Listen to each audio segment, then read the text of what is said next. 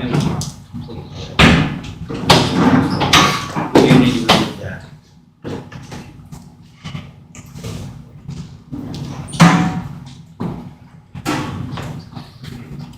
With that change, have a motion to approve.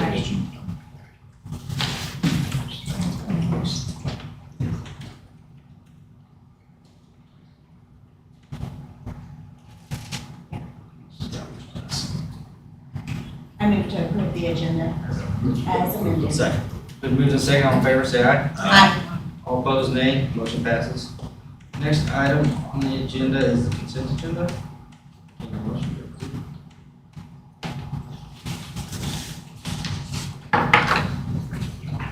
move you approve the consent agenda.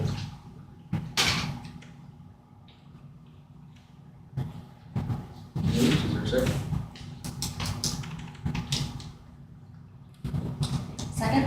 Been moved and second, all in favor, say aye. Aye. All opposed, nay. Motion passes. Next, is there anybody that'd like to speak to something that's not on the agenda? I know there's some folks that would like to speak to the historic district survey presentation, so if you could, I would prefer you speak to that now, because the presentation is just a presentation, so. Roger, want to step up? Roger Boyd, 510 3rd Street, and I wanted to talk to you on behalf of the city tree board. If I'd been thinking quick enough when we did the proclamation, you asked if I had anything to say. I didn't at that time, but now that the leaves are back on the trees, I think more and more people are realizing that we have a serious problem with ash trees. Now, last year was probably the first year that we actually had a number, I think about 15 to 20 that had to be removed because they were dying. And this year I'm seeing a lot more, probably 50 in town. And I wrote an article for the paper with pictures, so if you want to see what a dead ash tree or dying ash tree looks like, there's a whole row of them on the south side of Chapel, just north of the one of the dorms. So they're getting seriously attacked. And anybody that has an ash tree, it's doomed. They're not going to survive. The older ones are taking a little bit longer to die, but when they are, the limbs are very brittle. They're not like some other oak trees and so on that hang on. Once they start dying, the limbs start falling. And they are more expensive to remove once you have a whole bunch of dead limbs than if you cut them down when they're half dead. So if you hear anybody concerned about trying to identify their tree or what's wrong with my tree, have them contact me. We'll give them the best advice we can. Thanks. Thank you. Anybody else like to speak during this time? Could you please turn the microphone level up a little bit? It's hard to hear in the back. So the microphone is just for our online streaming. We don't have a microphone system for you. Okay, well, speak up, please. I'll speak loud. For Jeff, Dave. I'm Dave Hill. Address is 328 East 1400 Road, Baldwin City, Kansas. Here to speak in support of the historic downtown district for Baldwin. Really, I've got personal experience with using these type of programs and tax credits and business experience, and it's all been good and positive. It's made a lot of things happen for the projects that I've worked on throughout the years. Particularly, I can think back to 600 High Street, where Rick Allen and I did a building there, so to speak. That historic tax credits meant a lot to us. And anyway, making a downtown district one district would be just fantastic. I think be good for all the buildings. Personally, I've also contacted the Methodist Church and Baker University because I'd like to see them added into the project as well. These are big things that can really help people.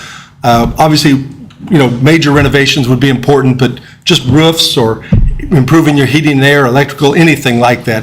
There's tax credits available, about 40%, and that's a big deal. If you can get a 40% discount or tax credit on something, that's a big impact. So makes things happen a lot easier. I know we've got a couple roofs that we've seen bids on of recent that are $30,000 to $50,000 per building, and you talk about a 40% discount, that makes it happen a lot easier. So just here to speak in support of that, and I know there's going to be a lot said about it later tonight, so good luck with that. Thank you, Dave. Anybody else like to speak during this time? Rick? Hello, Rick Dietz, 4833 Nevada Road. And I wanted to address what Roger talked about on the ash trees. When they first start to die, then they have this regrowth from the center, and it looks like a tree's going to make it. And then when it goes away, that's when it's too late, and the tree company, my wife can confirm this, a $2,000 tree became a $4,000 tree removal because they can't climb in it, and the tree branches become so brittle, it's very, very dangerous. They have to bring in these huge trucks and work from a bucket, and it becomes a really expensive proposition. So kudos for bringing it up, and just want to make sure people understood that it looks like it's going to save itself, and it's not. Second thing was the historic district. So we've gotten to do a couple buildings. We kind of started out just trying to keep them from getting torn down, and it's truly a labor of love. This is not a moneymaker, okay? Commercial taxes are higher, commercial insurance is higher, everything you do on the building is higher. It's harder to do a commercial building than it is a house, much harder. The interest rates are higher, and a historic district allows you to have access to the tax credits. If you read the tax credit proposal, and it's interesting how strong the bipartisan support is in Topeka for this program, because the stated purpose is to make up for the increased costs you incur when you're trying to preserve these buildings. This is not a money maker. This is an attempt to get you back to even equal. And without it, it makes it completely financially unable to do it, and with it, it brings it closer to a break even. So it makes a big difference when you're trying to save a building. And we've done probably total half dozen. Ottawa's got a program, makes a huge difference. They've had great luck with it. So right here in our own area, Wellsville, they wouldn't have saved their library without it. What other projects? But other people can speak to the different ones, but it's hugely important. Thanks. Sure. Anybody else like to speak to agenda or non-agenda item?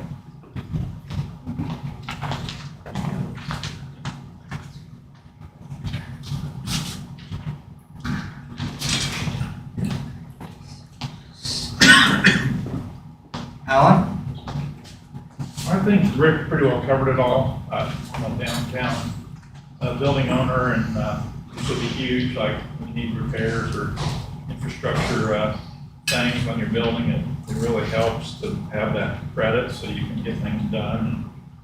And if you try to bring it back to historic preservation, it costs more to do that type of preservation, so that tax credit can offset some of that cost. It's a great program. Thank you. Anybody else like to speak to something that's not on the agenda? All right. Stan, you're up. Your presentation. Okay, so I want to make sure everybody can hear. Would it be okay if I kind of turned and was sort of facing this way, and I could see here, and you'll be able to hear both directions?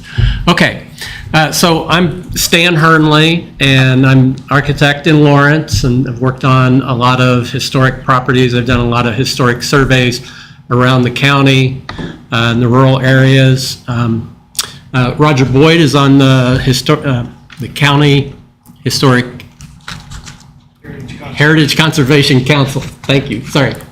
And Caitlin Amarand is the new executive director for the HCC, and she's here also.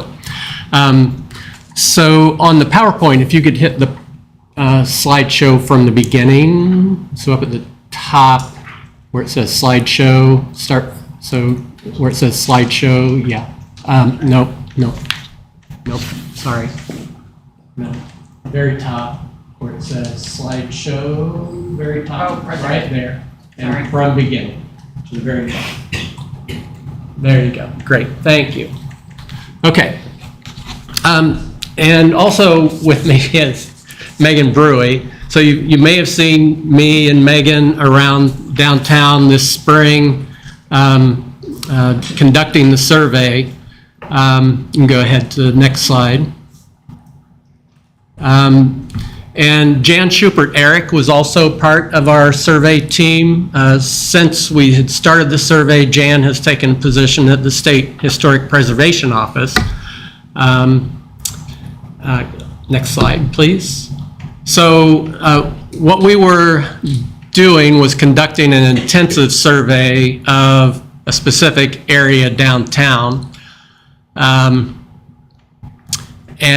the main goal was to look at all the buildings in the area,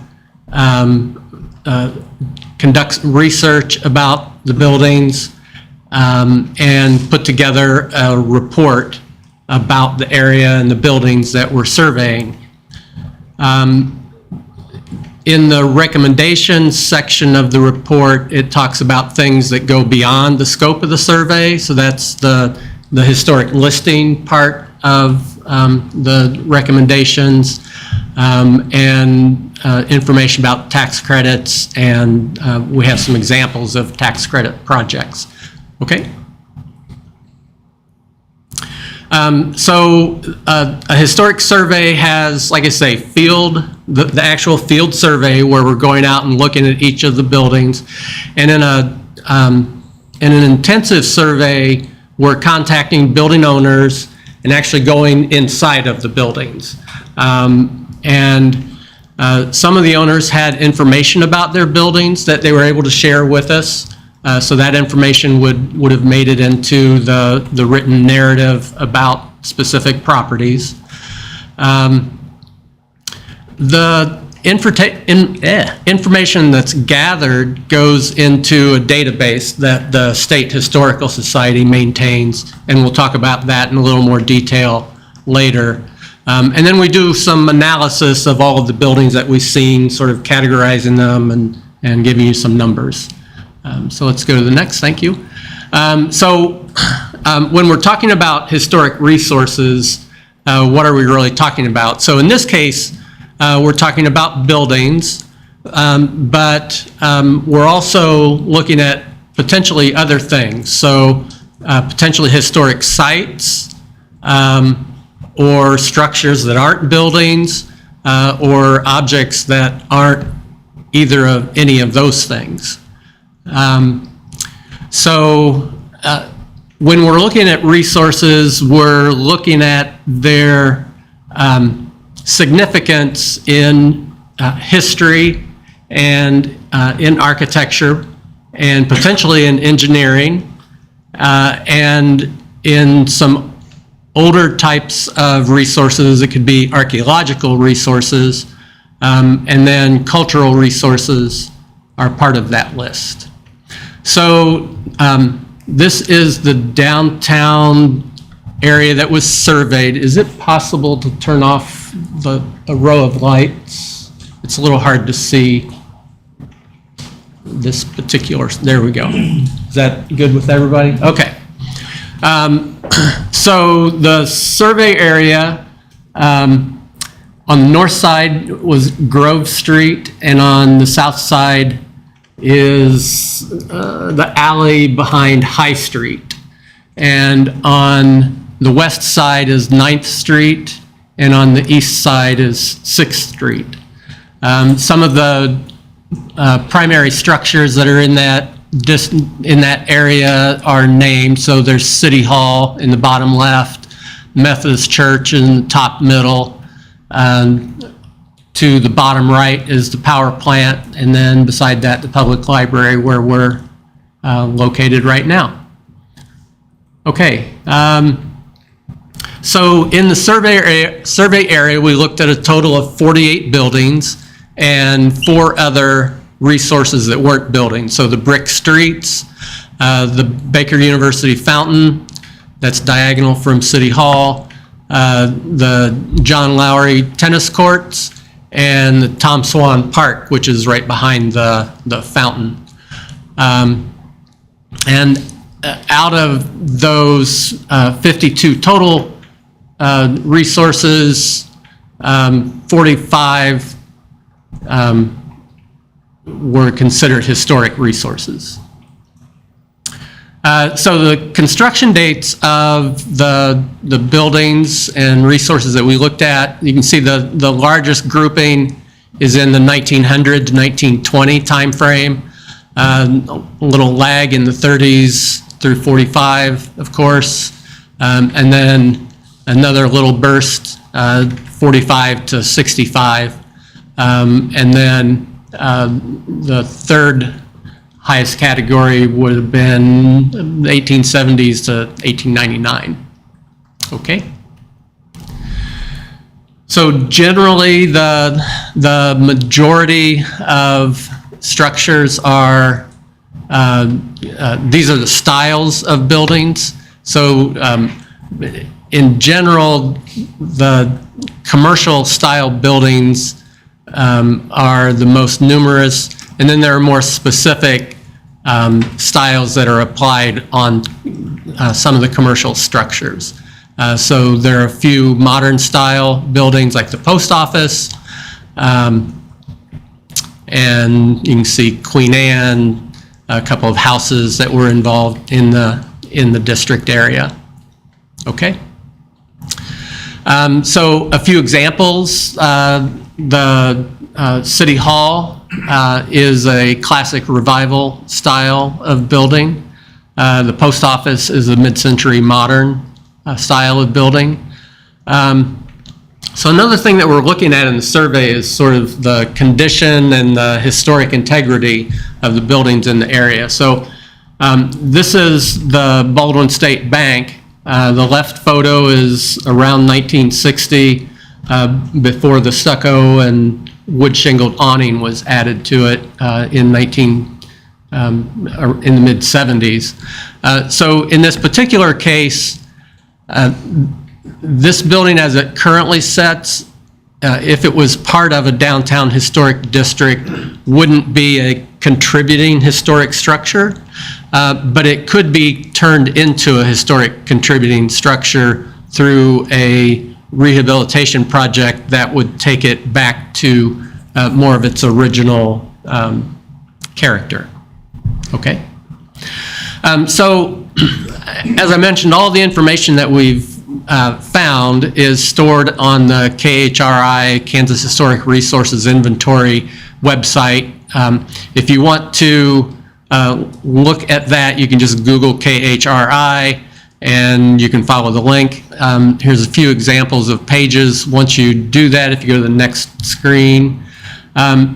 So there are various ways you can find information on that site. The easiest way is to do the interactive map. So you can see there's a red circle up on the tab. And if you clicked on that, then you would come up with this map of Kansas. And all of those blue dots are buildings or resources that have information in the database about them. So then you can zoom in, and so this is Douglas County. Douglas County has the most blue dots because the HCC has sponsored surveys in all of the townships. And then if you zoom in even closer, this is the downtown area. So all of the blue dots are now have now been updated onto KHRI with information that we've input into the information. And then you can click on a particular building. And when you do that, so this is an example of the page that would come up for the post office. So you can see the little photo of it in the bottom right. And then all the information that we gathered and the input is going to be in the written column down the left-hand side. And it has information about when it was constructed, what style it is, what condition it's in. If we know who the architect was, that's listed.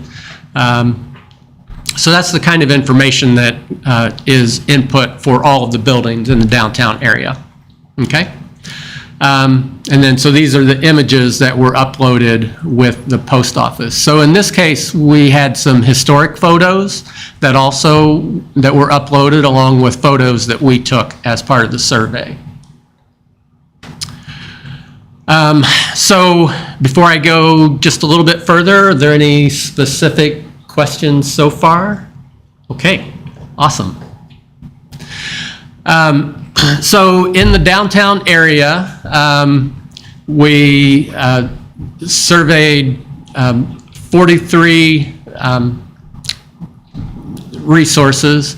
4 of those we've recommended as being eligible individually, and 26 of those 43 we've identified as being potentially eligible as part of a historic district.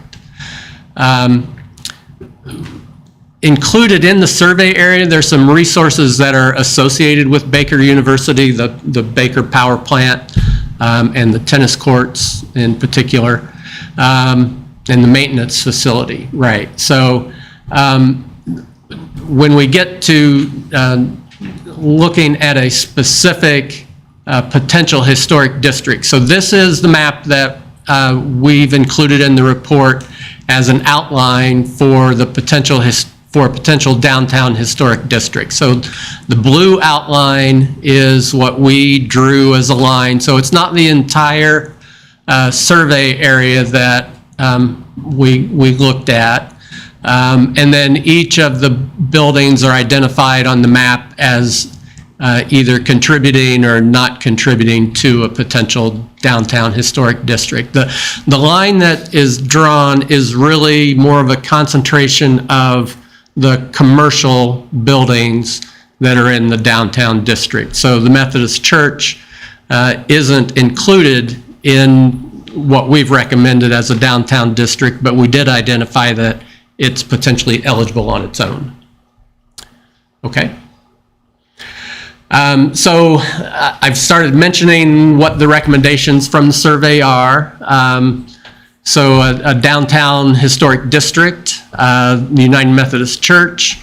We've recommended increasing support for the Baldwin City Main Street program and the facade grant program. There's a need to do additional surveys in the surrounding neighborhoods around downtown. It's been a long time since mid-1980s when some of the areas were surveyed, and it would be good to get some of the neighborhoods, residential neighborhoods, surveyed also. And then it would really be advantageous to have Baker University conduct a survey of the campus. There are a lot of buildings that are eligible for being potential historic district there.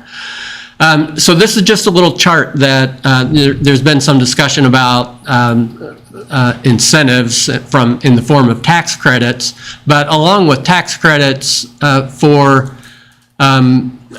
buildings that are in a historic district or individually listed, there are some other potential sources of, there's a Heritage Trust Fund grant that's available from the Kansas Historical Society. There's a Heritage Preservation Fund grant from the Kansas Historical Society. That's a grant that a lot of times the funds are used to conduct survey work. So the City of Lawrence has done that a lot. The County Heritage Conservation Council has gotten HPF funds to do survey work in the townships. And the Heritage Conservation Council itself has some grant opportunities. Buildings don't have to be historically listed to apply for those grants. It's strongly encouraged, may actually be on the way to being required. Okay. So there was some mention about the tax credits. So there are two potential sources of tax credits. There's the state tax credit program, which is the one that was discussed as a 40% credit. There's also a federal tax credit program that's a 20% credit. The federal tax credits has to be a substantial rehabilitation. So if you're going to combine those together, that's typically done on a large project. So the Schoolhouse Lofts project, the project that we worked on, and that combined both state and federal tax credits because it was a substantial rehabilitation of that building. So now with the state tax credit being 40% for communities, townships less than 9,500 people, if you were able to combine that on a substantial project at 60%, it's a really good incentive. Are there any questions about tax credits in particular? I've done a lot of them, so can answer just about any kinds of questions. So for the state tax credits, it's really, you can apply on a project when you're spending more than $5,000. So it doesn't, as you know, take very much to get to $5,000 worth of work on any building anywhere. And there's not a limit on how many times you can use it, or how many projects you can have going at once. If you start a project and you want to add something to it, you can actually amend your application and add work to that. Or if you want to close that one out, you can start a new one and have a separate application. So, you know, as long as it's $5,000 or more. The key thing about the state credits is that you have to get approval for the work before you do it. You can't start until they say it's okay. So, next one. So I talked about the federal credits, 20% major rehabilitation, okay? And there we go, 60,000. So a $500,000 project, you could earn $300,000 in tax credits. Okay. The next steps, you know, when we've finished the report, next Monday, we're in this same room giving our final public report to all the business owners are invited to, all the property owners are invited to that meeting, and anybody from the public that wants to come can come to that meeting as well. We will be done with the report after that, and our work is done until someone says they want to move on to the next step of potential historic district or individual nominations for the church or other potential next steps. Yeah, on this photo here, Mhm. explain to me the purpose of the red and blue line. If Right. only those buildings in the blue line Right. qualify for any of those, Correct. why not just make the blue line, I guess, the district? Yes, so the red line is the boundary of the area that we surveyed. Okay. And the blue line is the outline of what we're recommending as a downtown historic district. That makes sense. Yeah.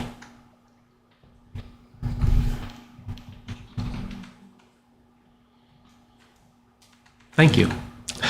Any questions for Stan? So I would assume everybody inside the proposed district has to opt in, or you redraw the district. Correct?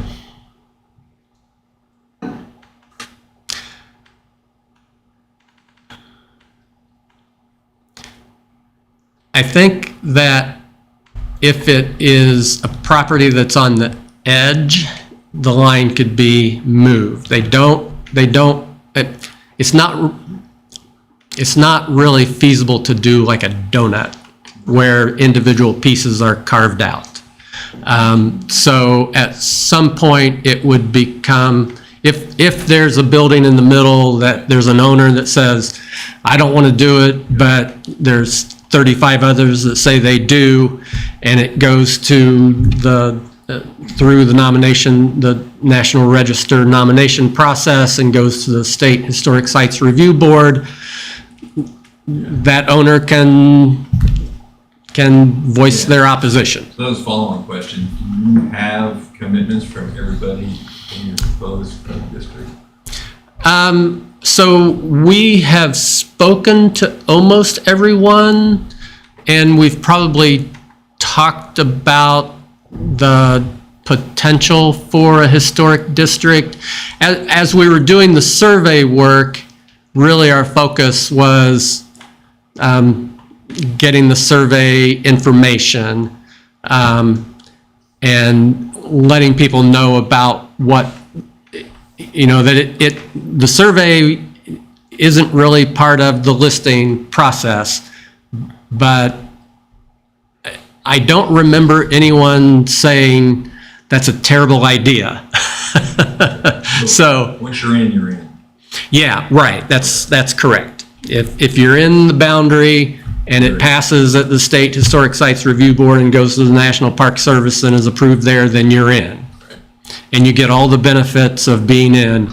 Even if you don't want to use them, Right. you don't have to. Well, but to that, so that's, they don't have to use them, but they can't do something else that would not maintain the Well- historical. So that's a complicated issue because just because a building is either individually listed or is in a historic district, the owner of that property doesn't lose any of their property rights. If they want to tear down their building, they have the right to tear down their building. There may be some processes that have to be gone through, but you have any right that you want, and the only repercussion would be that if you tear your building down, you're no longer on the historic register and a contributing building. And you could potentially do something to your building without tearing it down that could make it not contributing. So if the bank building didn't have the stucco on the outside and it looked like it did originally and the stucco went on it, then it would no longer be contributing. So is that the difference between the red and blue outlines? Just something Yes, that's right. Building side. That's correct. So, yes, that's right. So the red outlined ones are the ones that we've identified as potentially not eligible, and the blue outlines are the ones we've identified as potentially eligible. So, What's and the difference between not eligible and eligible? What?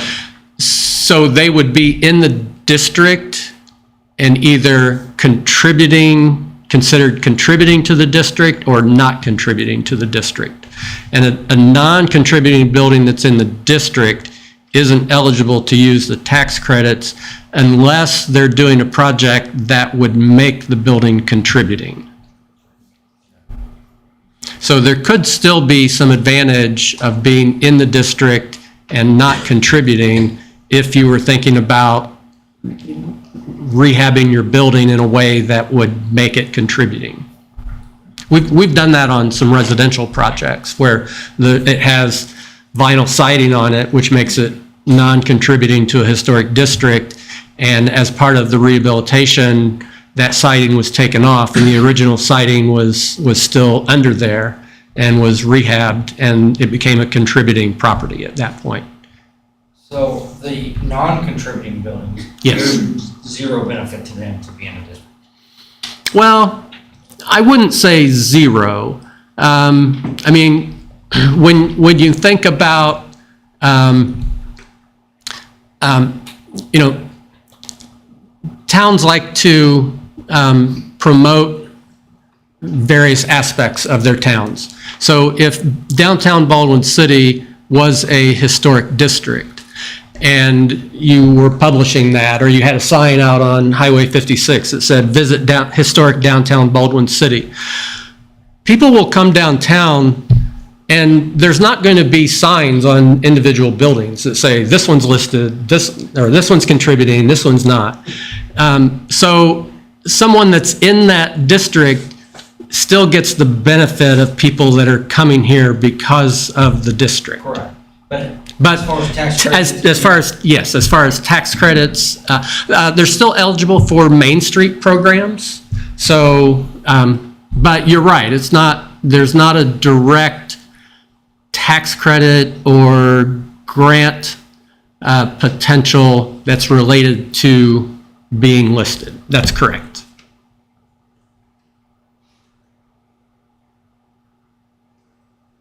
I had another one, but I forgot, so. Anybody else have questions?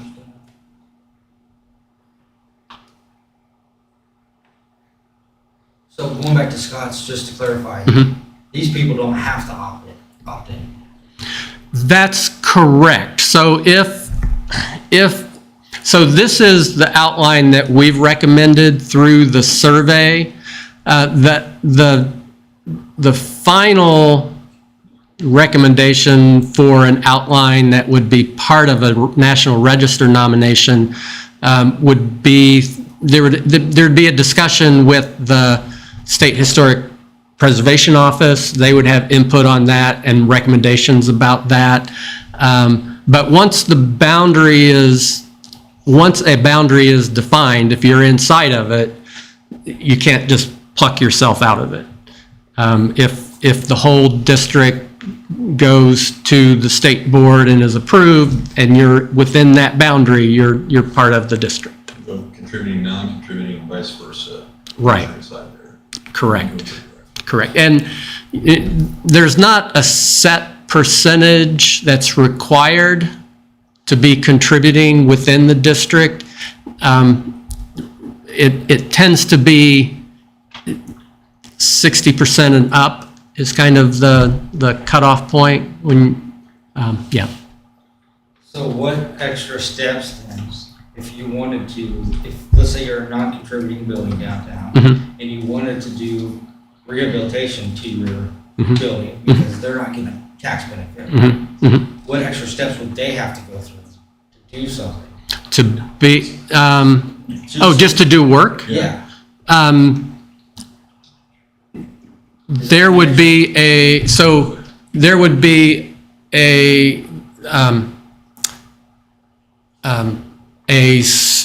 so a building permit, standard building permit process, and if I'm correct on this, it would be a certificate of appropriateness from the State Historic Preservation Office. So they would So have they an would, extra step. right, that's correct. They would need to see that. But if it's a non-contributing building, there's not really much that, it's not like,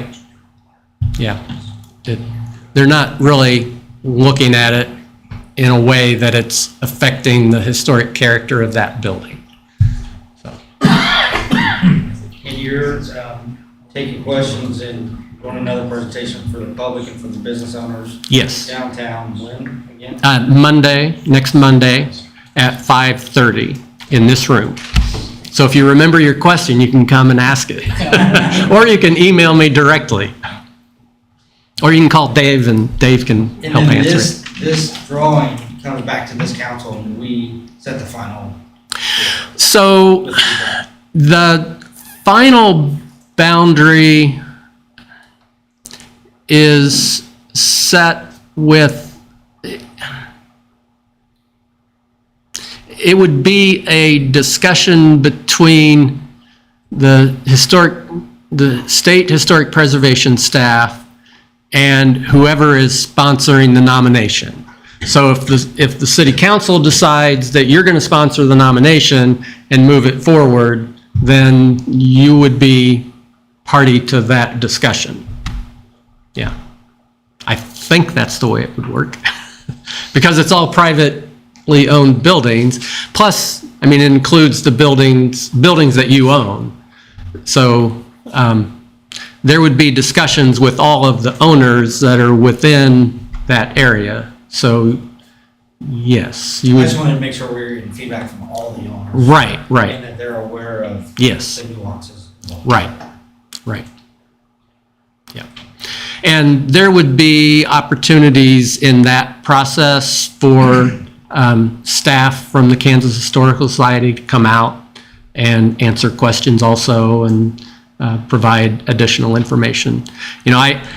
I know the processes from going through them so many times, but some of the nuanced questions would be best answered from their staff. Any other questions? All right, thanks, Stan. Great, thank you very much. Any benefits for the municipality itself? For instance, city wants to update their streetlights, but they want to go back to a historic one. Are there grants or other things that the municipality, the city of Baldwin would then have opportunities for? That's the one I had in my head. Oh, there you go. It really wasn't. So there could be some potential benefits for that. The tax credits are only available for buildings. So the tax credits aren't available for streets or public improvements like streetlights. But there could potentially be grant applications with the State Historic Preservation Office. either a Heritage Trust Fund grant, or as the city, it could be a Heritage Preservation Fund, HPF. There are two different sources for the city. And that was your question? No. No. I'm not still starting. It was not. I wish I would have thought it. All right. Thank you, guys. Okay, next under old business, firework discussion. Is there anybody from the public who'd like to speak to this agenda item?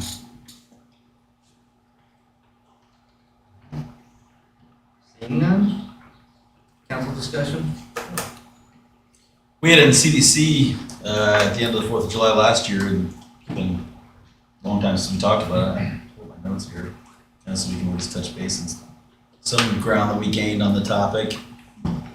We're in the state, the ordinance says we along with the state. We're allowed to stay on. What is that this year? Is that 7 days a week? And Is that 10 days? I think it's time for a whole month. 10 days, Glenn? Is that what state law is? That's the current law, yeah. So we talked about it, we tried looking, because we've heard from both citizens that, enjoy the fireworks for that long time, and we've also heard from citizens that don't enjoy the fireworks for that long time. And when we talked in the committee, I'm trying to figure out how to limit the times on certain days. It just started becoming so nuanced, it's difficult. Just look at the way the calendar To make sure you capture a weekend. Because the biggest thing that we heard, and the reason why this ordinance was changed 3 years in a row, because 4th of July always fell and there never involved a weekend. So finally, that's when the council, on the third request, we just said, okay, let's just line up with state law.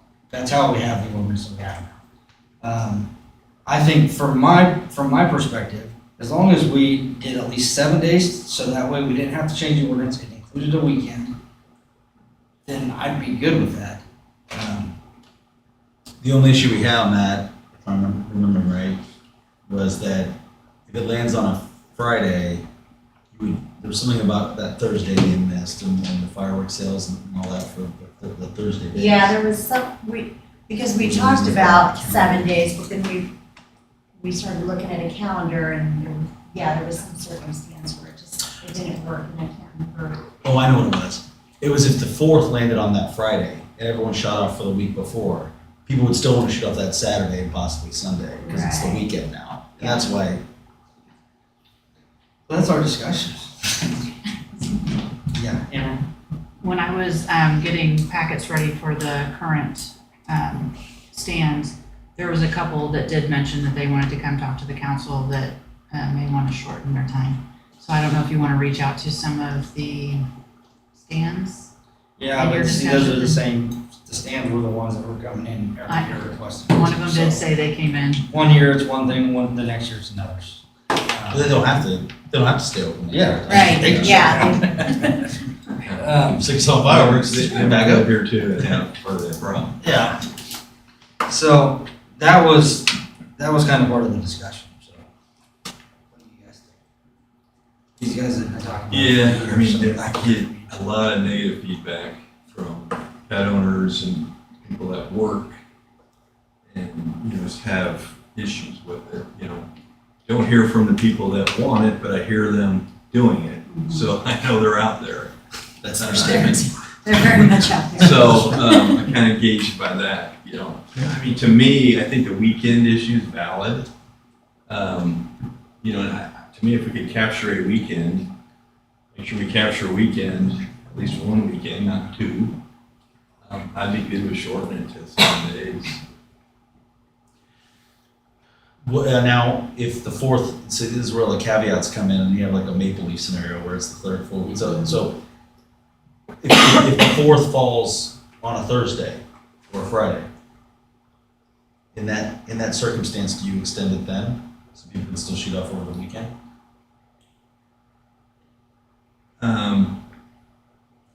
You would, yeah, so you'd say, you'd either start it, 2 days before the 4th and go for 7, does that capture every weekend? You capture it early, I think Corey's talking about you'll have a weekend at the beginning, but then you end. You'd end prematurely before Right, the right. actual celebration. Those 3 days around the 4th are Right. a little more critical. can't you do like 3 days before the 4th and 3 days after the 4th? You can't do 3 days after. I think state law stops July 5th. That's the problem, is there's a ceiling. That's what I was thinking, so floating before and after. Mm-hmm. And specifically That's after why, the 5th. yeah, because we're lined up with state law now and it stops on the 4th. So if you get the 4th is on a Thursday, and then the 5th is on a Friday, I mean, that's kind of, there's your 4th of July weekend. I remember, we were fine, I think talking about 7 days is fine, but that's the complexity of it, is that Right. you have people, you have people mad about fireworks, until everyone's got about $300 worth of fireworks they can't shoot off. Right. Or they could go no.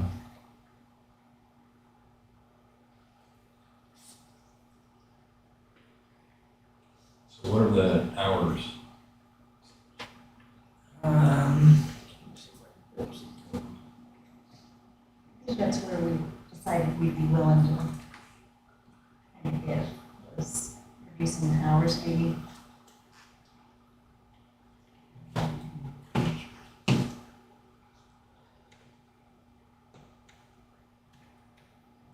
Coda, do you know what the ordinance is?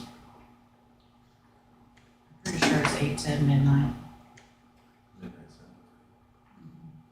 We did then get down into the weeds on the time frame.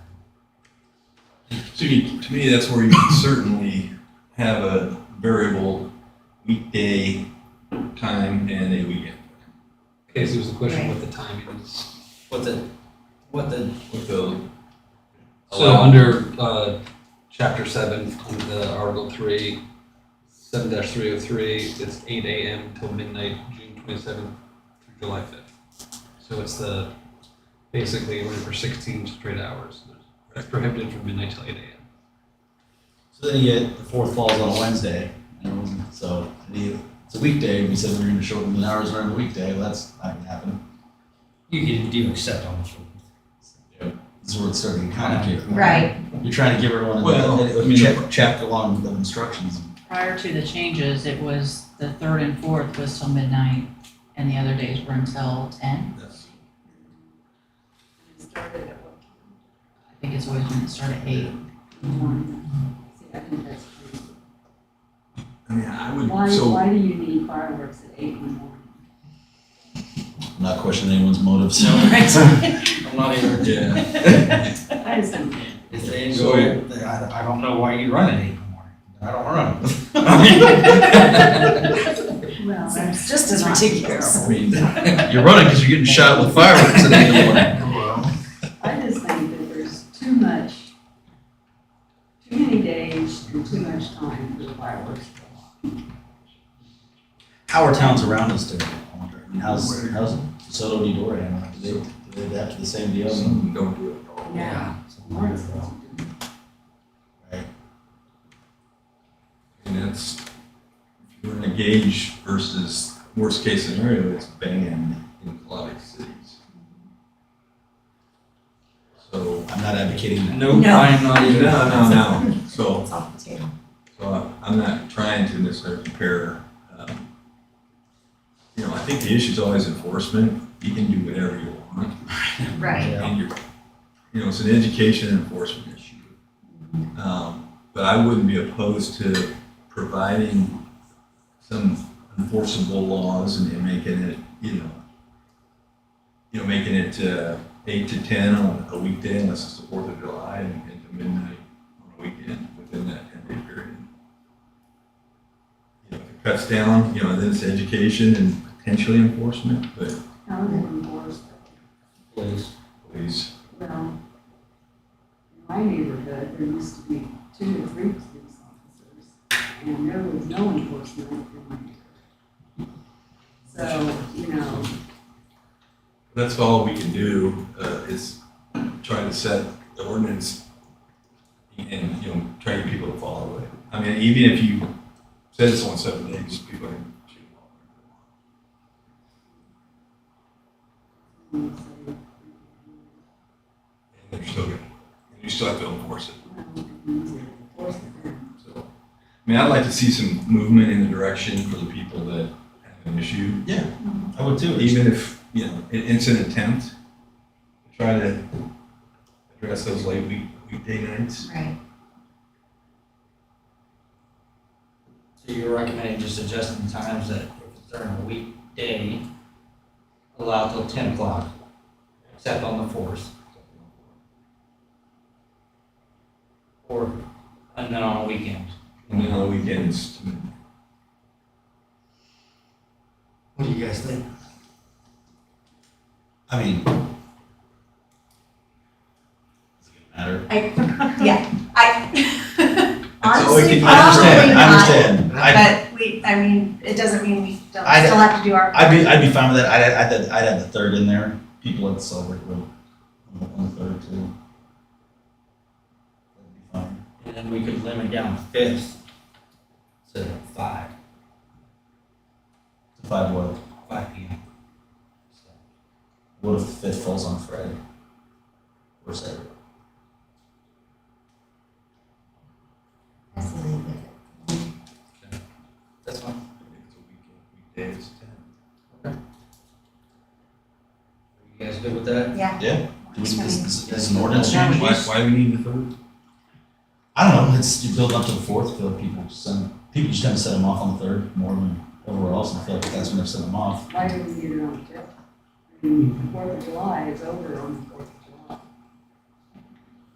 Because you got extra fireworks. I don't, because people like, I don't know. This is People all like it. subjective. I mean, This is all subjective. I get, Julie, that you really don't like it, but there's a lot of people in the community that do enjoy 4th of July. The second we put the That's brakes on fine, it, the you're not 4th of really going to July, complaining. Yeah. 10 days of. We've already approved the fireworks stands for this Yeah, year. this year. Yeah, you can't do anything about it this year. Right, They've already yeah. prepared for their sales, yeah. No. We aren't talking about sales. I'm saying it would be very unfair for the council to change the ordinance now when there's already tents set up and they've already bought stock Yeah. to sell it for 10 days, and we're gonna sort it to 7 or hours. We're not talking sales. Or we're. Hours. Oh, hours. You're gonna sell less fireworks the less hours you have to shoot.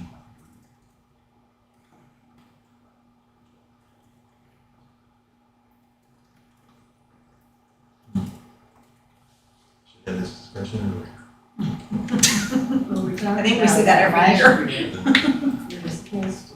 It's because we end up at the same moment where we're like, Yeah. Mhm. I think we got a proposal. It has to wait till next year. It's a step. Maybe the last step, but. Right. So where would you guys land on? Just so, we have numbers.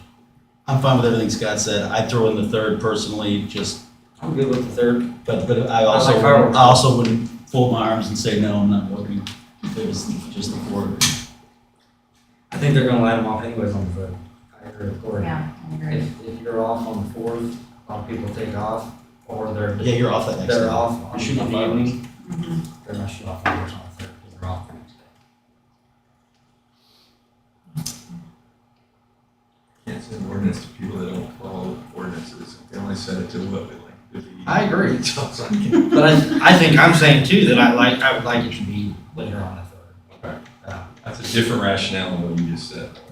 Well, it's a supporting Yeah. rationale to. I know, If they're gonna drive 65, let's just make it 65. Well, Alright. you kind of got to adjust it to what you personally, just I've been thinking about, so why is the third so important? I mean, I couldn't really think of why. Yeah. I just know that I always shoot fireworks off on the third line. That's why, it's because I'm off the next day. We're celebrating, Yeah. so that's, Yeah. I didn't think about it, but that's Yeah. why. I was just. Yeah, you're staying up later than you Yeah. do. That does make sense, yeah. Okay, I'm good with that. Dakota, did you get that all? Every word. No, but I can. So It's limiting during the weekdays at stopping at 10 at night, except on the 3rd or 4th or a weekend.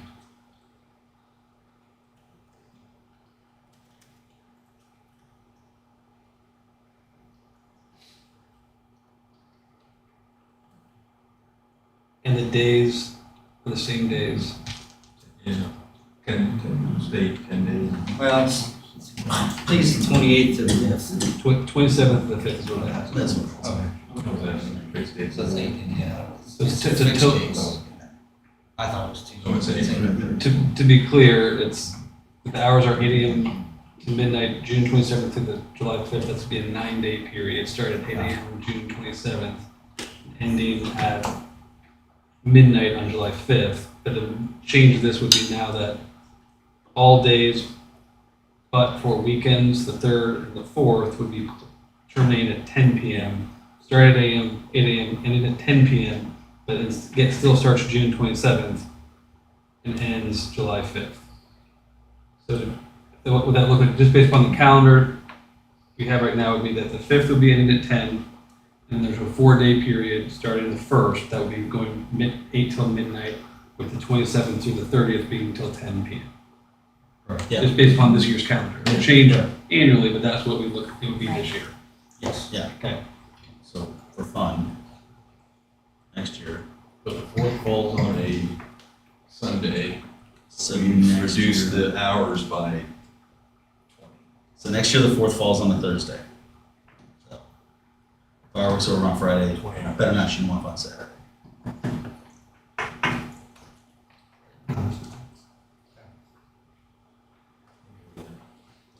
All right, very good.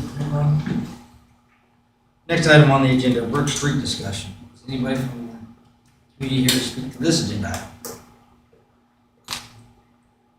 All right. Further discussion, Corey, I think you guys had this in your committee. We did. Give the update.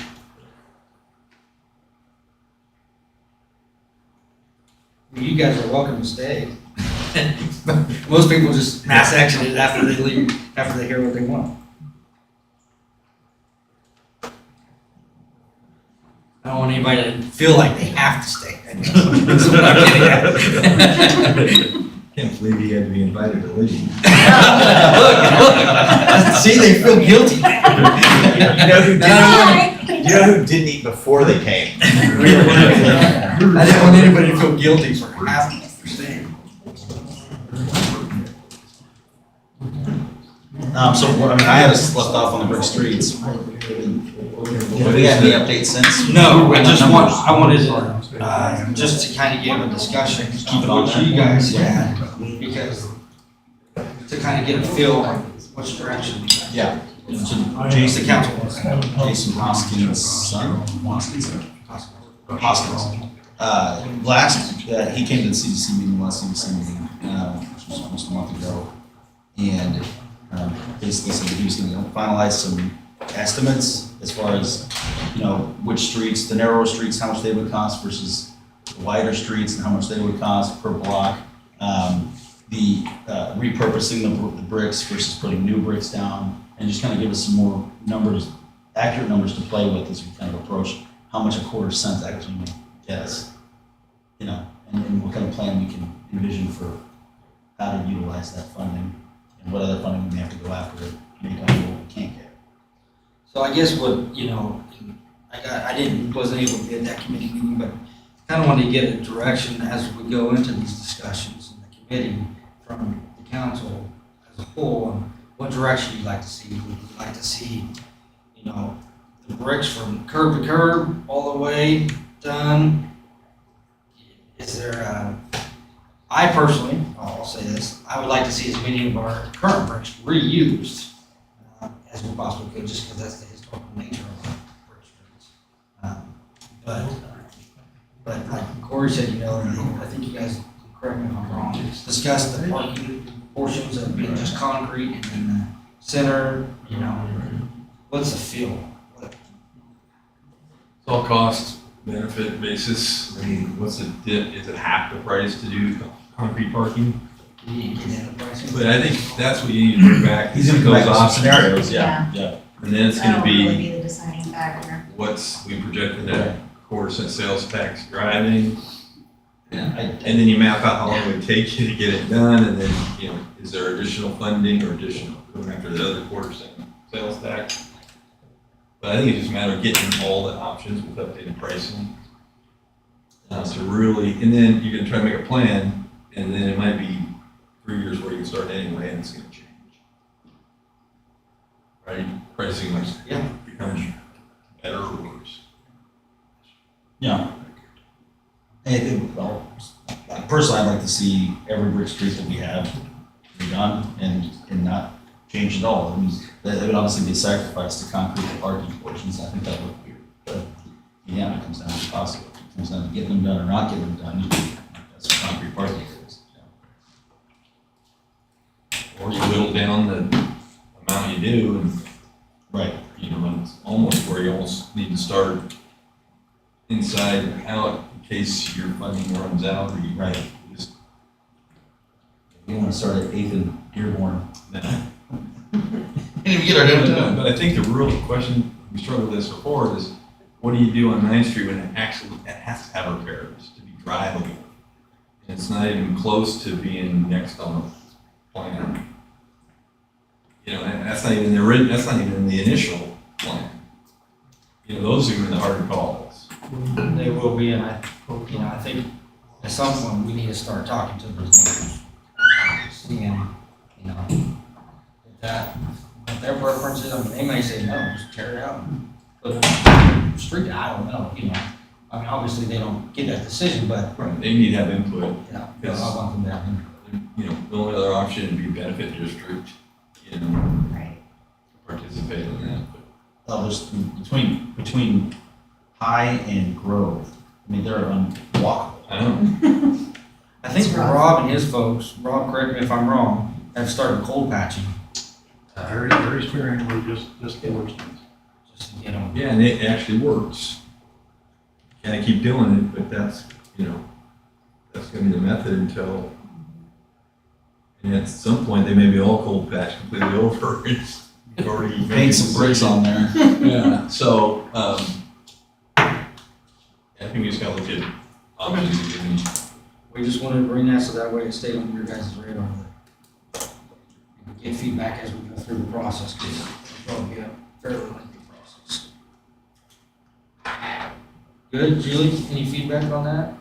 You'd like to see? No, I think getting the information, prices and stuff of different possibilities. Oh, all right. Highway 56 discussion. Anybody from the community here to speak about this agenda item? All right. Glenn, do you want to kind of give an update, I guess, on the Highway 56? Yeah, I mean, the project is about 10 years old at this point. Yeah, the price has escalated from about 2 million to about 2.6, so we have to come up with a way of coming up with funds here for the engineering inspection at the end of the project. I think we're about $300,000 short with the ARPA money and whatever, we're kind of close that gap. But we still need to take out significant portions of that plan as we expanded it. So we did have a discussion of that. I forget which, I think it was Public Works or I forget, one of those committees. I forget which one it was at, but we kind of pared it down from there. So I think it was the CDC. actually. It was CDC, it was Jason again. Yeah, Jason and Ashley worked for KDOT at this time on the project, was there to go over our options. So we kind of left it at that.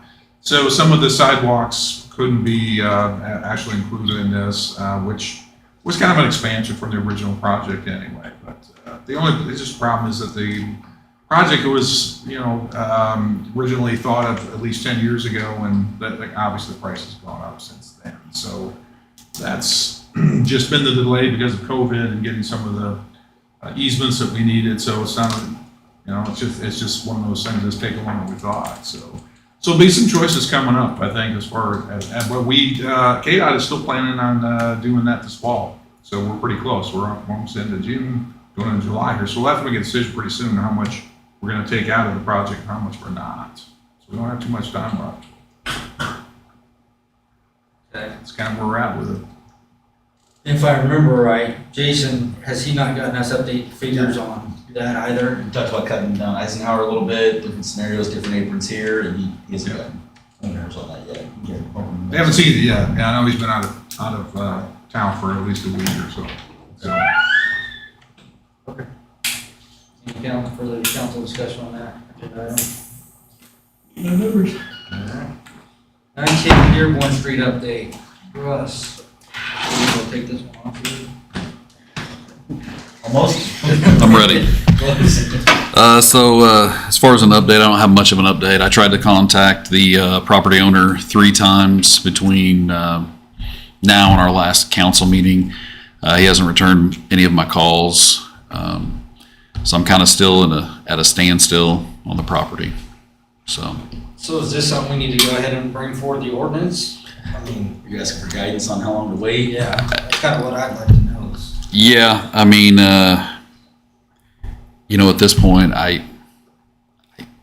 mean, the building or the structure isn't habitable, and it's going to have to be torn down eventually, whether it's the city doing it or the new property owner doing it. So we're kind of at a standstill and kind of just waiting for direction from you all on which you guys see fit. So I can continue to reach out to the property owner and try to get some clarification, but there has been no movement paperwork wise or land transfers on it. This is the gentleman who came and spoke. Correct, Yeah. yes. We kind of said, we'll buy a little extra time to get the sale done. I said, not by next council meeting, if we haven't heard from him yet, let's move forward with how we were going to. Yeah. That's what I'd say. So Glenn, if we pass that ordinance and they do have movement, have we retained any attorneys? Have we done any of that, spent any money yet?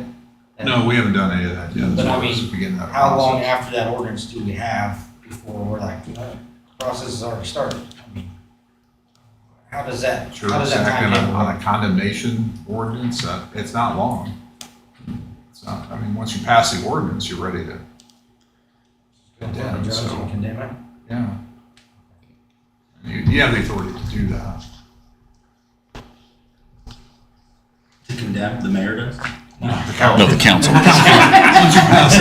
Where's that? Once you pass it. No. We, I don't want that. Further discussion here. I don't want that authority. No, you want to do that. So really, it begins with passing a condemnation ordinance. So that will be ready to go. Anybody here like to speak to this agenda item? Council discussion? You want to bring forward an ordinance at the next council meeting? Hold off longer? Didn't you ask for like 2 weeks or something? He didn't ask for long. He said it was like almost done. I think it's been, this meeting will be a month. Yeah. I think it was this past week. Yeah. Do we have the ordinance already written out? No, but I think we already have one, Yeah. it's just dropping in. Yeah, you've never taken that step yet. We set the public hearing for the first Yeah, process. we already did the You public did step hearing, so- one. Right. The So, ordinance is.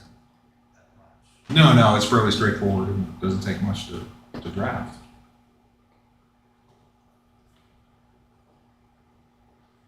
I'm good going ahead and drafting it and having it on the next agenda.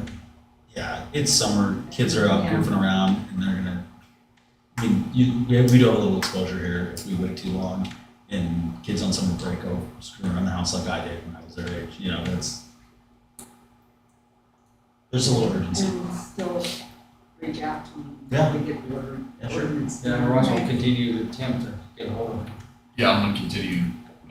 So if something changes, I can update at the next council meeting as well. Are you documenting all those attempts? Yes.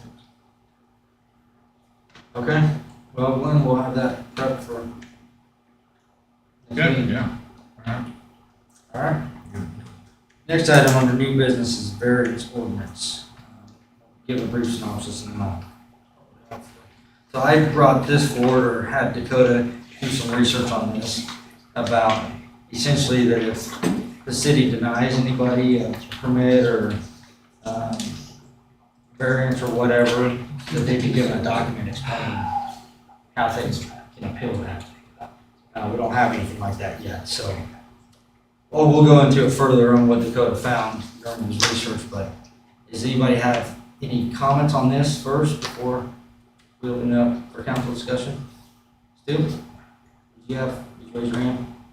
Do I have anything else? Did you, I thought you raised your hand, sorry. Oh, no. Okay. All right, so council discussion. The ordinance is in your package, pretty straightforward on this. part of it, and Dakota can chime in however he wants to or when he wants to, but essentially what we found out through this is there's nothing in your code or ordinance that explains even how to get a variance involved. We did research on there, so that's, Dakota and I talked, we said, well, we'll just bring this forward for now, but I almost would rather the council have the discussion, he kind of give direction, because I feel like it needs to be a holistic, more approach of the process on how to get an ordinance, or how to get a variance written out into the same ordinance. So, but I'm open for feedback or whatever you guys think. So how is this different than what's in the code now? It says it's amended, It's but italics, it's hard to see. It's amended because it's added. It's just, it's hard to tell, but it's the italics. oh, I see. I had to look through. My bifocal. No, I had to look go pins. It just, yeah, it's just an addition. Okay, all right, got it. Dakota, can you kind of speak to what you know, what you found, what you realized, I guess, from this process? So I think, and again, I want to be really careful about this because there are a whole number of different types of requests that can be made, either of the governing body, of the zoning official or permitting official, of the Board of Zoning Appeals. So there's different steps here, and what these two ordinances deal with, or amendments deal with, are just the permitting process. So either the grant of the permit or the a withdrawal permit due to the fact that whoever's building is now is in violation of code based upon how they're going about building. And so what originally we discussed was the issues surrounding how property owners, how builders know how they get notice about what to do. Should they not be granted a permit, or should they have a permit removed from them, which is in the ordinances? So that's why the language in the ordinance changes is solely about notice provisions and giving folks who've either been denied a permit or have had a permit revoked notice of how to go about appealing that decision or requesting a secondary opinion. You can see in the two ordinances, there's already, so 4-204, which is the permit or the permit ordinance, does not explicitly say what steps to take or who reviews that, an appeal, if an appeal is to be taken. In the removal of the permit, so 4-211, it does say then that it goes to the governing board, or governing body. So these ordinances, or these ordinance amendments deal only with permits. And I think Stu and Russ and Glenn can speak to this as well, but and probably at more detail and better knowledge than me. But then you have, outside the permit, you'll have conditional use issues, variances, special exceptions, and then a kind of broad appeal section that's underneath, not the code, but all that falls underneath the zoning regulations. And in some cases, they'll get underneath the 2003 International Building Code, depending on what the question is. So there is language in the regulations, so the zoning regulations, about how one goes about appealing or requesting conditional use permit, go about requesting a variance, requesting special exceptions, that all listed out there. Some of those are there's also then a general appeal question that's listed out in the zoning regulations as underneath the powers of the Board of Zoning Appeals to take a, but it doesn't exactly explain what the difficulty there. This is where maybe Stu or Russ or someone else who deals with it on a daily basis could help explain better. Is it's unclear what, when we talk about appeals, what is being appealed. It's kind of decisions, orders of the zoning official or zoning administrator, which is, and it refers back to the regulations, the zoning regulations, not the code, not the International Building Code, which would be permits. So there's some, I think the question I have, I'm unclear about is, a denial of a building permit, what is the process that occurs if there's a building permit denied? Normally, I think that would be an appeal process and some other jurisdictions have it pretty clearly delineated as that's an appeal that goes to the Board of Zoning Appeals. So if you're denied a permit, you can then have an interpretation. There's an issue of interpretation for what your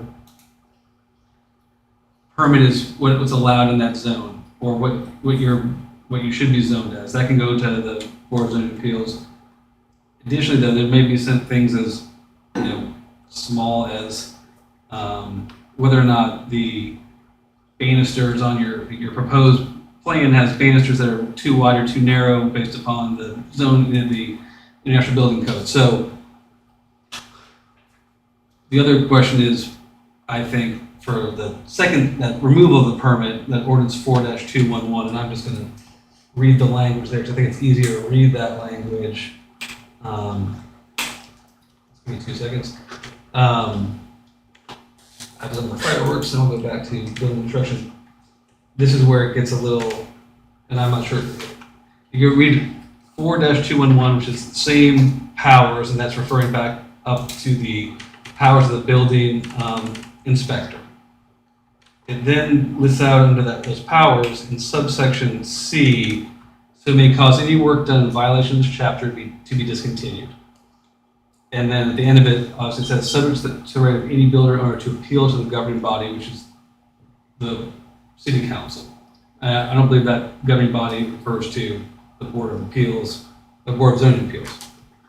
So that would be a direct appeal if there's a cessation in building, if you're stopped from building because you had a permit, but now you're operating outside of the regulations that are required for you to have gotten that permit in the first place. That's also a decision of the building inspector, or which potentially would be something that would be appealed through the zoning regulations appeal process. That is under subsection 28, or chapter 28-102, empowers the Board of Zoning Appeals. That's where it lists out appeals. So I've got some confusion, and maybe it's been on my end, but when I started digging into this to see what the procedure would be to appeal a building permit denial, I couldn't find anything in our zoning regulations or in our ordinances. Now, if you go to the the building code itself, there's some guidance there about what happens with appeals. There's a Board of Appeals that can be established, and there's multiple different Board of Appeals that are referenced. But that would basically be folks to be competent to review. It doesn't say Board of Zoning Appeals, it says a Board of Appeals should be established. And so the question is I think many jurisdictions can lapse as Board of Zoning Appeals and the code Board of Appeals into one. But that's not spelled out here anywhere, so I don't know. I can't tell based upon the code or the ordinances if that is in fact who what the Board of Appeals that's been created, if that is the Zoning Board of Appeals or it needs to be a different board. There's also then a addendum that has a much more detailed Board of Appeals that you could put into place, but that includes I think 5 separate types of engineers, of which we would not have any. I mean, the main qualification for being on the Board of Appeals for the code questions would be, one, that you have the experience, training in the field in building in some way, shape, or form, and that you're not in any way, shape, or form a city employee. So it would pull it out from being under the auspices of folks who are working for the city to make those decisions. That's where, when Casey asked me, we go back to the very beginning, when Casey asked me about giving notice to folks when they were denied permits, it started me down the rabbit hole of what is the process for that, and is it the same as variances, is it the same as special exceptions? All the things are listed out in zoning regulations, but the permitting process is listed out in ordinance, and that's where it gets, I think there's some lack of clarity, at least from my perspective, because of the fact that there's a direct direction to go to the body to appeal removal of permits, but no direction as to what happens if you're denied a permit initially, at least not in the ordinances. And I don't know what the Board of Appeals would be through the International Building Code. I'm not sure once it's been established by the city that we would then appeal those building code disputes to, or what the process for that appeal would look like if it's like if there's a appeal application that you have 30 days to make based on decision, which is what's in you can see some of that language in the zoning regulations. If you want to request a variance or a conditional use permit, some of that language is in there. But that's where I have some confusion myself. I want to make sure that if we were going to be requesting staff to be handing out information, that A, we have a process in place, and B, everyone's on the same page about what information then should be handed out by staff. So that's what the mayor and I discussed when he asked me to draft this, and that's why I think I kept it limited to this issue, because I thought, well, I think there needs to be a broad discussion about how we want to proceed on this, both in terms of notice provisions and in terms of the process of appealing any decision made by city staff. And do? Yeah. That works.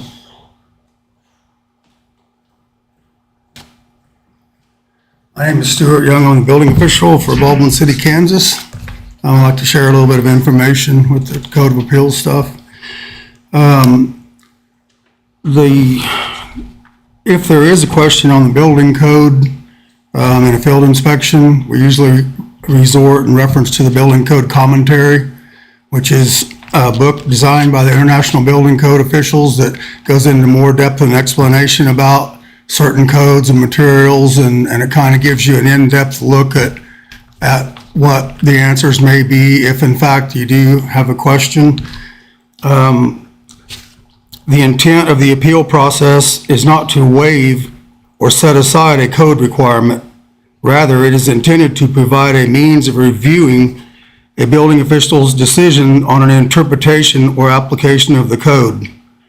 So, and like Dakota said, that if you get into the code book, it's the true appeals board. I served on the appeals board in Douglas County for 3 years.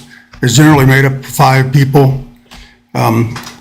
Normally, you would have a licensed architect, an engineer, a state licensed plumber, mechanical, and electrician is the general criteria that's lined out for that board, and it can't be anybody, obviously, that's paid by the jurisdiction. The code commentary here, the 2003 building code that we have adopted, the fire code that we have adopted, and I would share this book here. It's the legal aspects of codes administration, the law book of codes, if you would say. They all have one main thing in common, and they all say the same thing, that the appeals board shall have no authority to waive requirements of the code. Basically, they can make a decision if they feel like that the code has been incorrectly interpreted. So that's what I wanted to get across here. The appeals process is pretty much the same for the fire code, our code law here says the same thing. The provision appears to set out 3 different types of the BBCA.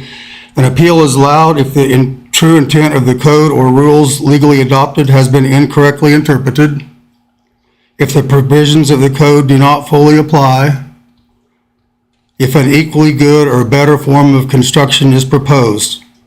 And then right underneath that, it says the board shall have no authority to waive the requirements of the code. So that's right out of the law book. So that's all I have on it. Stu, what's the process to that? Pardon? What's the process to get an interpretation under Baldwin City? Well, we haven't had anybody file any appeals yet, so Yeah. But anybody that's a contractor or a builder in the city could, if I was to say, here's your code issue, they could at any given time say, I want to make an appeal.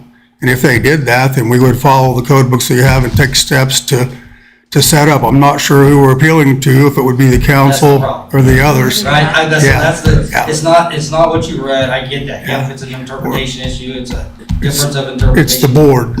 Who is the board, exactly? So we have no process, so Right, that's true. the intent of this is, I agree, we need that process. When I served on Douglas County, for whatever reason, we only had one appeal in like 3 years. But it would be advantageous to have a process set up for Baldwin City. If in fact somebody wants to appeal, they have a full right to appeal. absolutely. And I would be right there to say, yes, you can do this. So my goal is to try to do everything I can to help people and also look at the code side of it. So yes, I agree that we need I appeals. don't question that one bit. Again, we have no process. So Cool. how do you give people information on a process that Okay. doesn't exist, right? Yeah, I mean, I'm glad we're on the same page on yeah, this. we are. The book I read sets up a scenario with 5 people.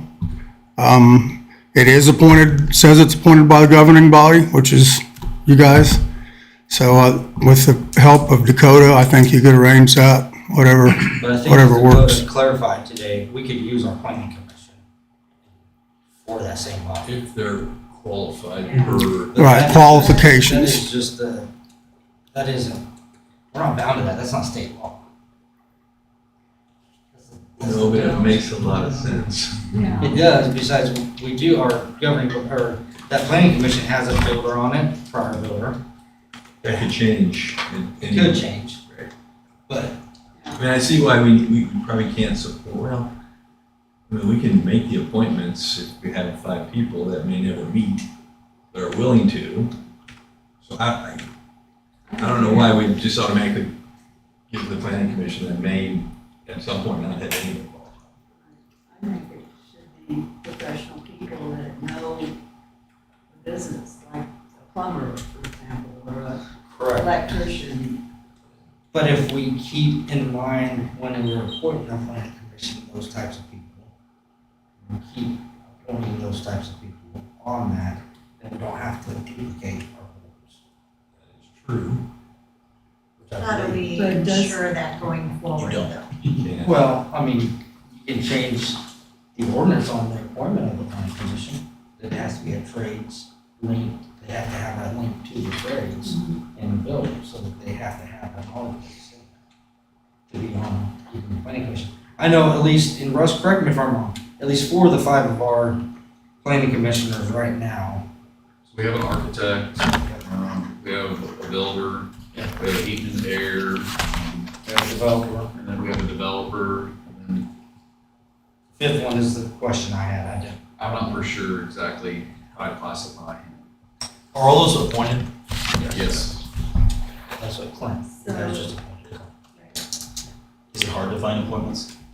Not on the planning commission for me, I mean, You do it once every 15 years. yeah, we've only appointed 2, I've only appointed 2 since I've been mayor in the last 5 years. I'm just saying, it's hard to find people and you gotta, come on, you gotta.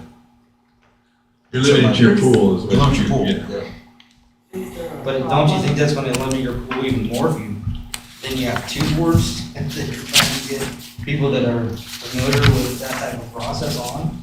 To me, it's easier, okay, let's figure out 5 of these folks in our community that can serve on this board versus now 10.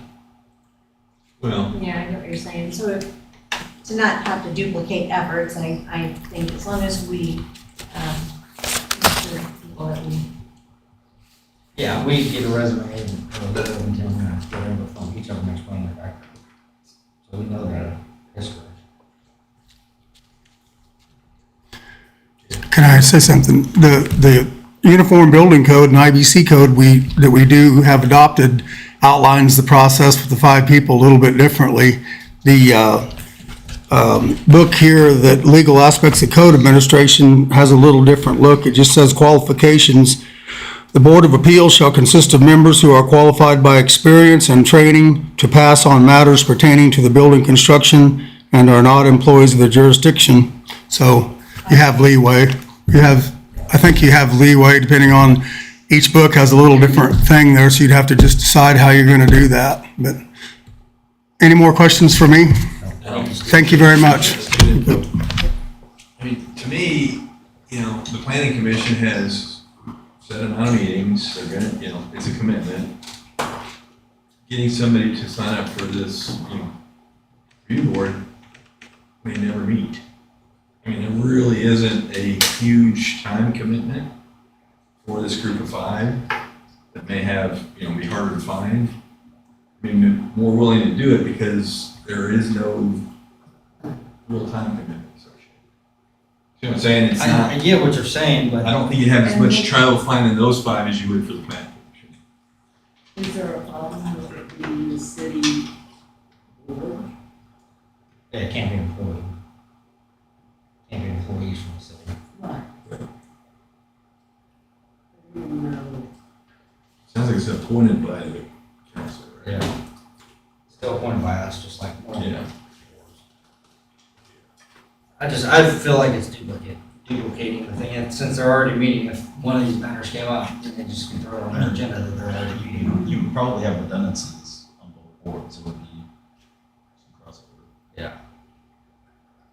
I mean, Dakota, did you mention Bonner Springs? Is that, community you mentioned? Barstow is one of the communities I mentioned that has online, basically a form to appeal. Didn't talk about their committees and how they're set up. So it all falls under, it says Board of Zoning Appeals, but that's for permits, variances, conditional use permits. So I believe it's they funnel everything through the Board of Zoning Appeals, but Which our Board of Zoning Appeals is also on that. Well, it's just a matter of how they can be. Now, our Board of Zoning Appeals, I sat on there for 3 years and we never convened as a Board of Zoning Appeals. I don't know. Since then, twice. Twice since you left. Yeah, so that happens just about as much as probably this, and, you know. I just think it'd be redundant to try to do it. That's why they went from 2 boards of planning commission and Board of Zoning Appeals to 1.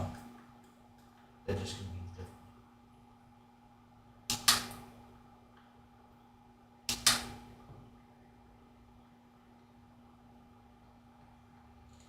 I'm trying to think of any conflicts for either scenario.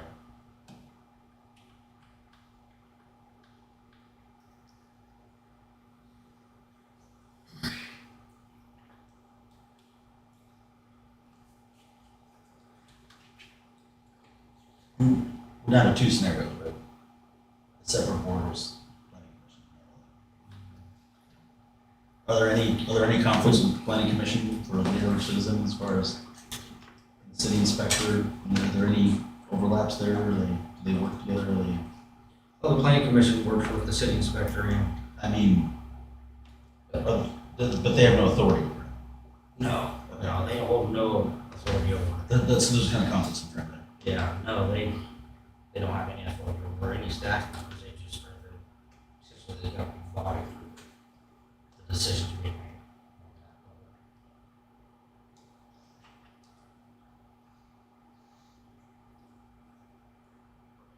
Interesting to see what is going to be used for the qualifications. Sounds like there's some interpretation there about. Sounds like, based on what Stu read, there's some leeway that they just have to have qualifications from the field. Instruction a little more specific. Stu, can you read that terminology Yeah. again? Sure. Hang on, which one do you want here? It's like they had The been more lenient exposed ones. to this. I'm an architect or I built a burg house, you know? Or what's familiar with the ordinance. Excuse me for just a minute. I know for a fact, I don't have a copy of it with me, but I do know that the building code, the IBC that we've adopted 2003, talks about the 5 people, architect, engineer, those things. This booklet that Dakota's probably familiar with, Legal Aspects of Code Administration, lays it out as the board adopts the rules of procedure for conducting business, obviously, then it says qualifications, The Board of Appeals shall consist of members who are qualified by experience and training to pass on matters pertaining to the building construction and are not employees of the jurisdiction. So that is a statement of its own. So if they're appointed by the governing body, which is you, if those people would meet that criteria, I would seem like that would be, I think depending on which book you read, they offer different, a little different scenarios. Honestly, I don't want anybody on the planning commission that's not, that doesn't have some sort of experience in that type of stuff, because otherwise it's hard to. That's broader than I thought we heard the first time. I think if an appeal came up and the information's presented to the planning commission in advance, so they have time to look it over, they'll be able to make a reasonably good decision. Anything else? Thank you.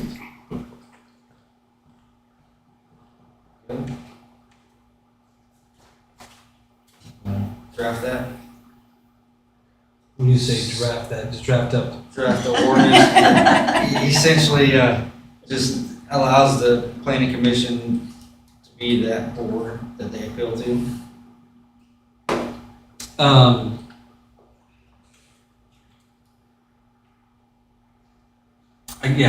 That makes, I mean, the two ways, and I think this is not to go forward, but the two ways you could do it is to say that the planning commission is also not, it's planning commission, board of zoning appeals, and code enforcement board of appeals. Correct. So make the modification just to add a section that says that, for that section, that they would also then undertake the, any appeals to the, of the decision by the, I guess this would be the, in this case, the building administrator, in terms of permit denial or enforcement of permits. So that shouldn't be a problem to do it that way. The only question I have is that you do not have to make it such that it's an ordinance that all combined in one. You could just have it be appointed in just separate appointments, but them all be the exact same people. So you appoint these boards, and that board consists of those 5 folks. So if you wanted to at some point have flexibility, No, it's true. that'd be my only other You issue might there. find the 6 if you don't have 5 on the plan that have that qualification. And that may complicate matters, obviously, but I'm just Just have to thinking line about up this. all the appointment dates and everything. Yeah, and I'm just thinking about this from what I think I've seen in Lawrence, seen here, on the planning commission. There may be people on the planning commission who do not have a background in construction, but have a background that'd be much more applicable to planning in terms of real estate, land use, those sorts of things that are not then in the construction field, where building construction would be a little narrower subset of folks. But again, I don't think it would be a problem to set it up so that all 5 folks are exactly the same, given that I think what Stu read over, what you've heard tonight, it's a pretty broad allowance for qualifications when it says by experience and training to pass on matters pertaining to building construction. That doesn't cover all manner of sin, but it covers a lot.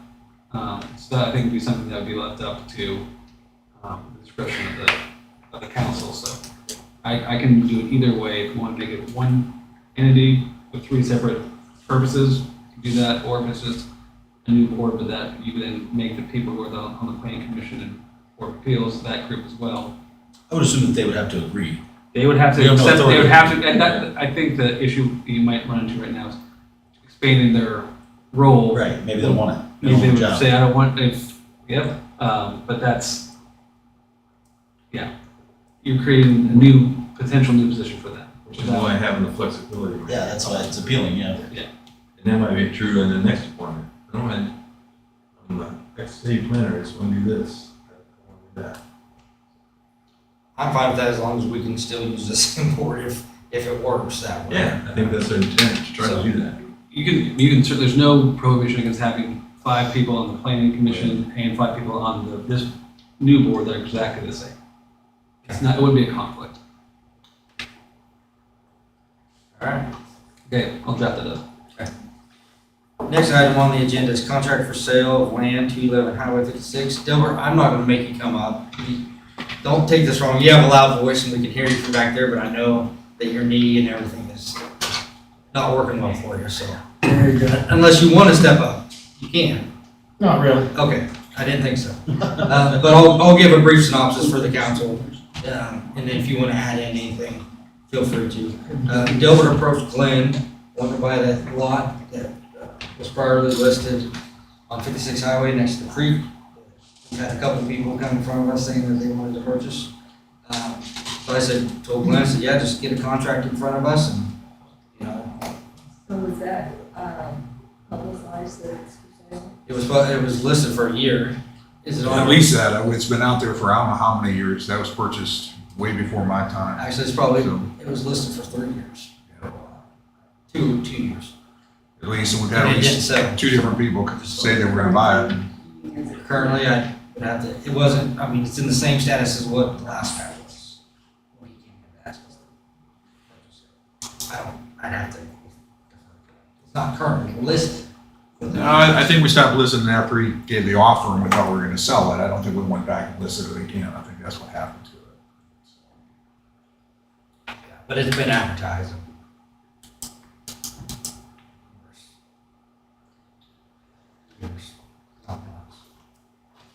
So, anyways, so Delbert's here tonight. The contract's in your packet to review or for your review. Do you have any questions for Delbert? Go ahead. Delbert, do you have anything to say on it? Is there No, anything- I've just got some ideas what I may do with that piece of property. Most people here know that I spend half my time in Texas. I've got a home down there. I see them down there in commercial businesses, maybe putting several businesses under one roof. Downsizing the office considerably to keep the overhead for the person leasing it. Maybe the central air and heat will be central air and heat throughout. I've seen where they'll have a hallway going down and going into a place that makes cakes. You go to the next little cubicle, I guess you want to call it, a law office, where they don't need a lot of room. You know, they need a desk and a computer. And I see this being real successful down there. And whether it will be, and there's one person that's gonna become an attorney, and I've talked with him. And, you know, they're saying that they just need a small office. And, so, like everything else I do, it's an investment. They don't make no more dirt. And so I've been known to buy farms and houses in town, and that property was there, and I'm looking at another piece. Matter of fact, I'm looking at 2 more pieces. And one's under a contract, not totally yet, but close. And then I'm going to be buying another place in town that is another deal, it's residential. But anyway, just that's what I want to do. And how soon I'm going to do this, I don't know. But I've read the CP2, which that property is, and that also resorts back to the CP1, and that encounters a list that incorporates with the CP2. And so, you know, there's 20, 30 options there that the city has pre-approved that they will allow on those zoning. And so that's the plan. I wonder, was there an entry of the 56 issue on this? Yeah, it's a shared entrance off 56. Yeah, that's gonna be part of the realignment. Yes. I'd have to show you the map, but there's an entrance that will be coming into there, so Yeah, I it'll know change about it that. slightly on that. Yeah, so we did kind of go over that with him, and so he will have 56 access, but it'll be that shared entrance with the next one to it, so he'll be able to get it. So we were afraid we were gonna lose that completely, but we're not. Still, Well, I was gonna say, I'm going by memory, I think it was CP2, but either way, CP2 incorporates everything that's allowable in CP1. So there was like 2 full pages of approved options that you could do there.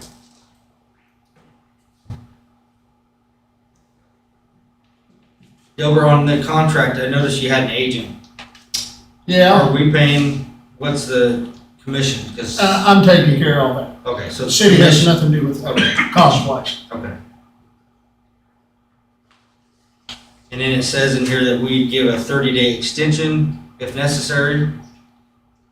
Correct? Yes. Okay, for purposes of, and how long, I guess, how many extensions? Well, the That's 30-day vague. extension, she said would be a good idea to have as a backup or padding or whatever you might say, until the dust settles and everything's been approved and it's been sold.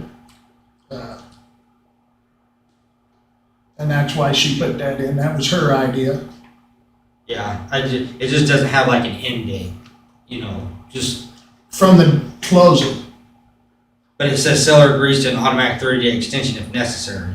So we give the first 30-day extension, then is there another one on top of that? If. I don't think so. Okay. I would Don't read it think that so. way. It just, it says A, not, Yeah. it doesn't, it's not plural. Extensions. Okay. That's my question. Anybody else? Think too.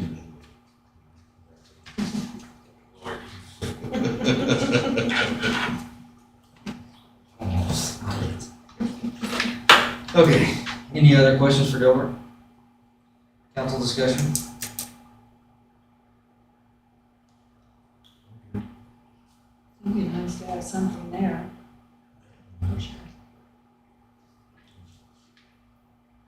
No, I would definitely recommend we go ahead and do this, so get rid of that property, give it back into use. Some sales tax. So, Alright, well, I entertain a motion. I move to approve the contract for sale as presented. second. Been moved and second, all in favor say aye. Aye. All opposed nay, motion passes. Next item, committee reports, budget and finance, Scott. We did have a meeting, talked to, first thing was just we revisited this community center pro forma. I appreciate it, guys. Thank you. Thank you. Yeah. Community center pro forma, just based on the Sign that. much higher construction bid we got. And, you know, so we kind of just ran through the numbers based on that. And obviously, it does not look as promising at that point, even though you get more credits with the higher construction loan. Bottom line is, it looked like it would go, you know, budget negative in like year 3. So, you know, I think the intent was to rebid, see what happens in the next bid for the same construction. And, you know, if it comes back similar, we're gonna have to look at, you know, de-scoping. Try to get it in line with something that's sustainable, you know, for the long haul. And I think we'll have some more sales tax data to maybe tweak our assumptions. And then we started out at very like 1% year-over-year sales tax growth, and we're dramatically exceeding that. So there's some things we can look at with more real information that will change the outcome. But that was basically the message there. And you guys all know we're going to rebid in the fall, I think it is. So we talked about the ARPA fund accounting, both tranches, first one's in, they're both in, first one's pretty much spent. I think there's about a couple $100K left in the second one, it's in the general fund, so that would be part of the budget workshop discussion. You know, what do we want to end the fund at? Where we can spend it, if we have access, where we can spend it. Baker Tilly went over May financials, and I don't have the detail. Everything's still trending positive. They're going to come in and do a first half, or at least Q2, probably first half, for the council in July. One of the meetings, I think the second one. Just make sure we confirm with Glenn to get that on the calendar. So come in, just do the presentation of the financials for the first half, where we're at. So we'll all kind of get synced up there.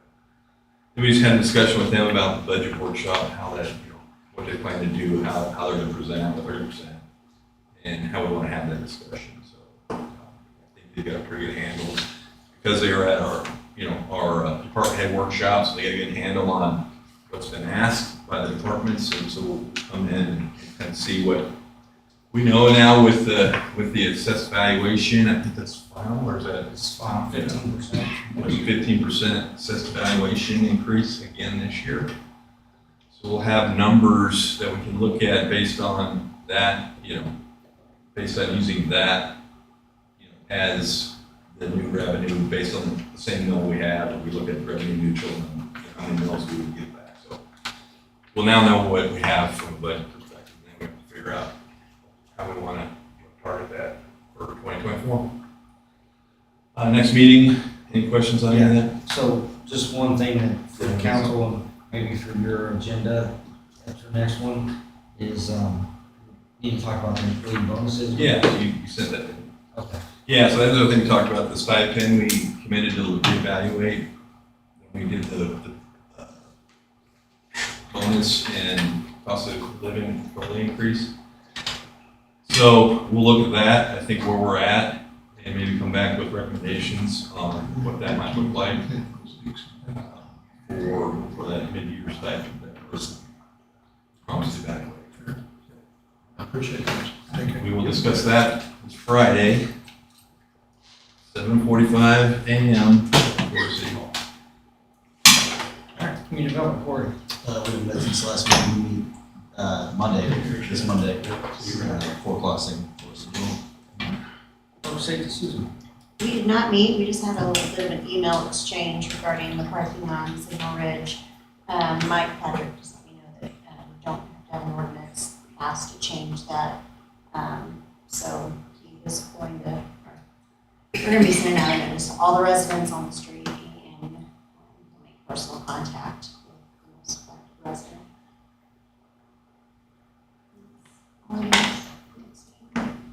Public works and utilities, Julie. Oh, sorry. Next meeting. Oh, I thought she said it. Go with someone on. She told us. Next meeting is July 11th, 4 o'clock. Public works and utilities, Julie. Yeah, we met on the 15th, and as far as the new generation, we received parts to retrofit the new units to radiators. The Newton substation, Mid-States Group will be taking over the maintenance and troubleshooting problems of that. Downtown plant, unit number 4, the vertical drive rebuild and maintenance inspection has been completed. Evergy wholesale distribution charge will be increasing in September from $5,135 a month to $5,698. Working with Evergy representative to do an IOL for the PACE grant for additional community solar project, which could include a storage option. And we discussed a possible lease for EV charging stations. And our next meeting is July 13th at 9 o'clock. What about the citizen that, do we want to have a discussion with the council and see what they feel? I didn't know if I should bring that up or not. Yeah. Because Go ahead. we have a citizen that bought some property that has a water tap on the old water line, and it's been there for years, hasn't been used, and wants to use it for this new house that he's building. Rob checked that, and it has enough pressure and enough flow for him to use.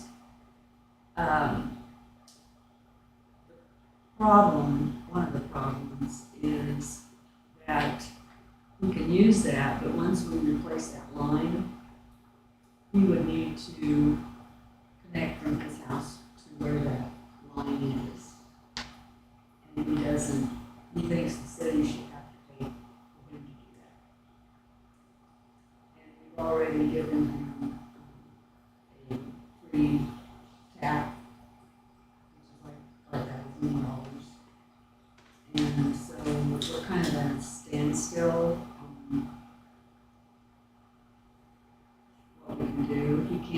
He does have an option to drill a well, I'd rather do that. But I think our position at this point is that we are being fair and working with him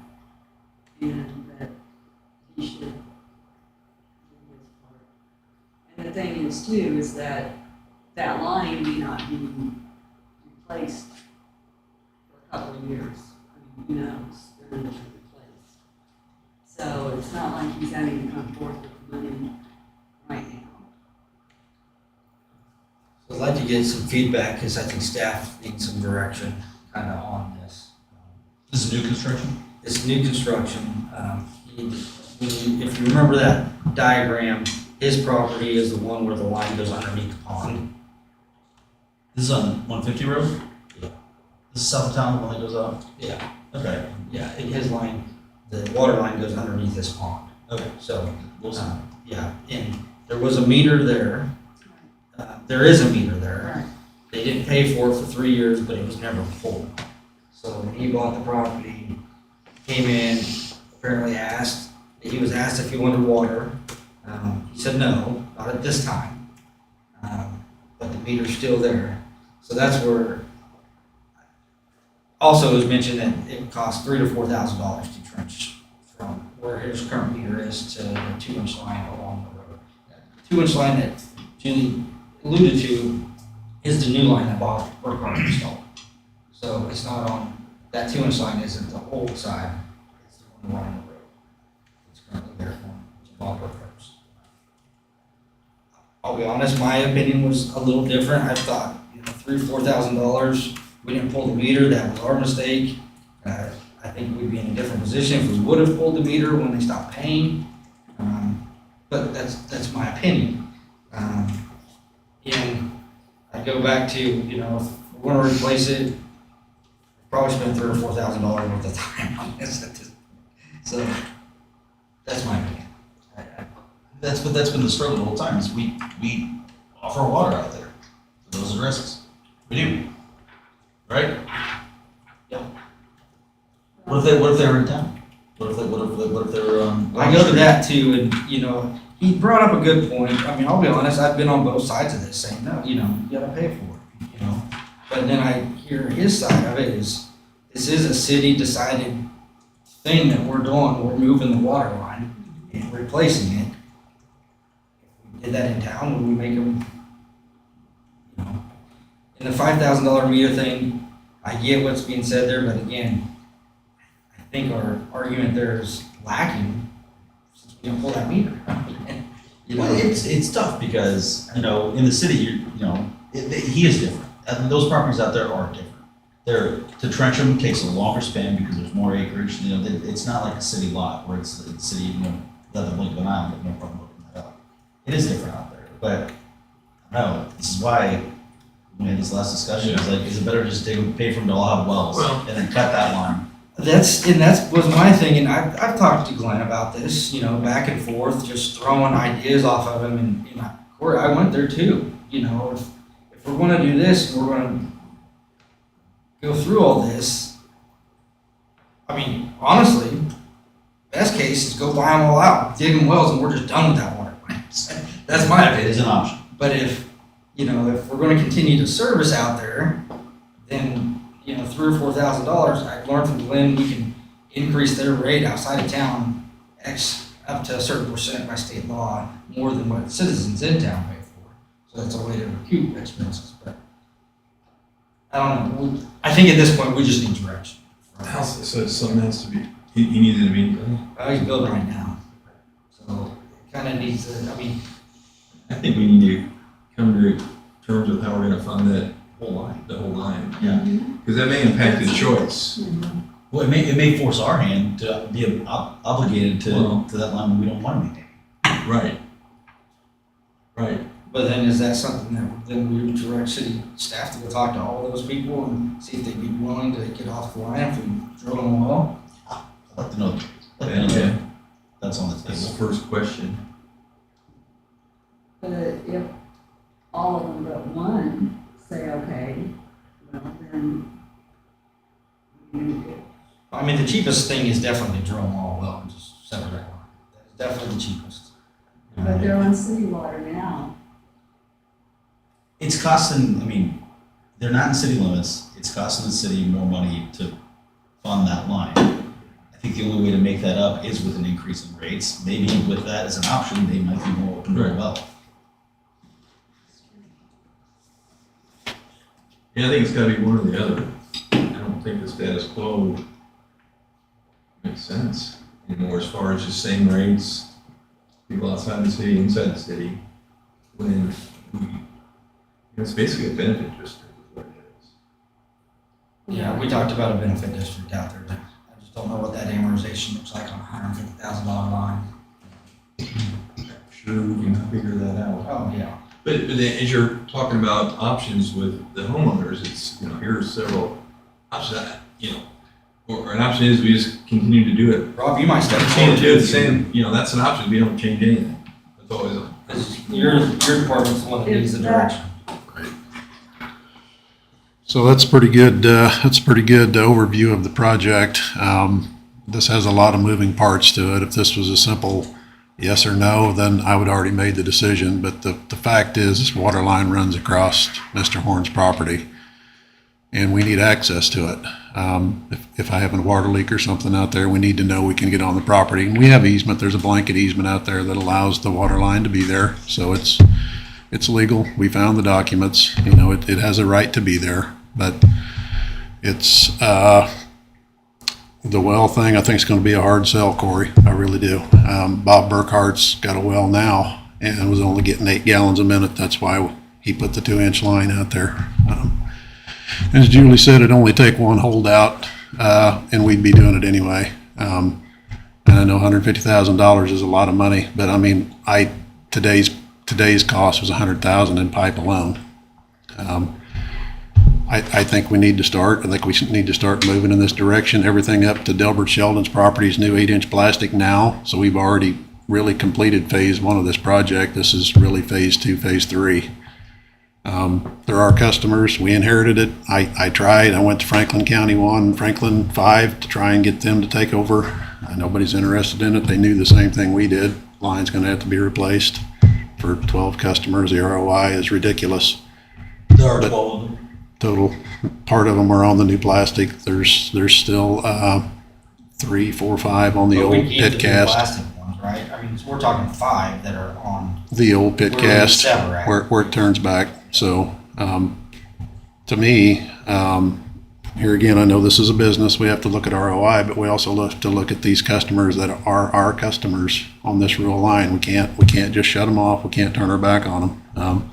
We inherited this line by default because of Baldwin's Water all came from that direction years ago. And so that's how it zigzags cross country. It followed the wells back into town.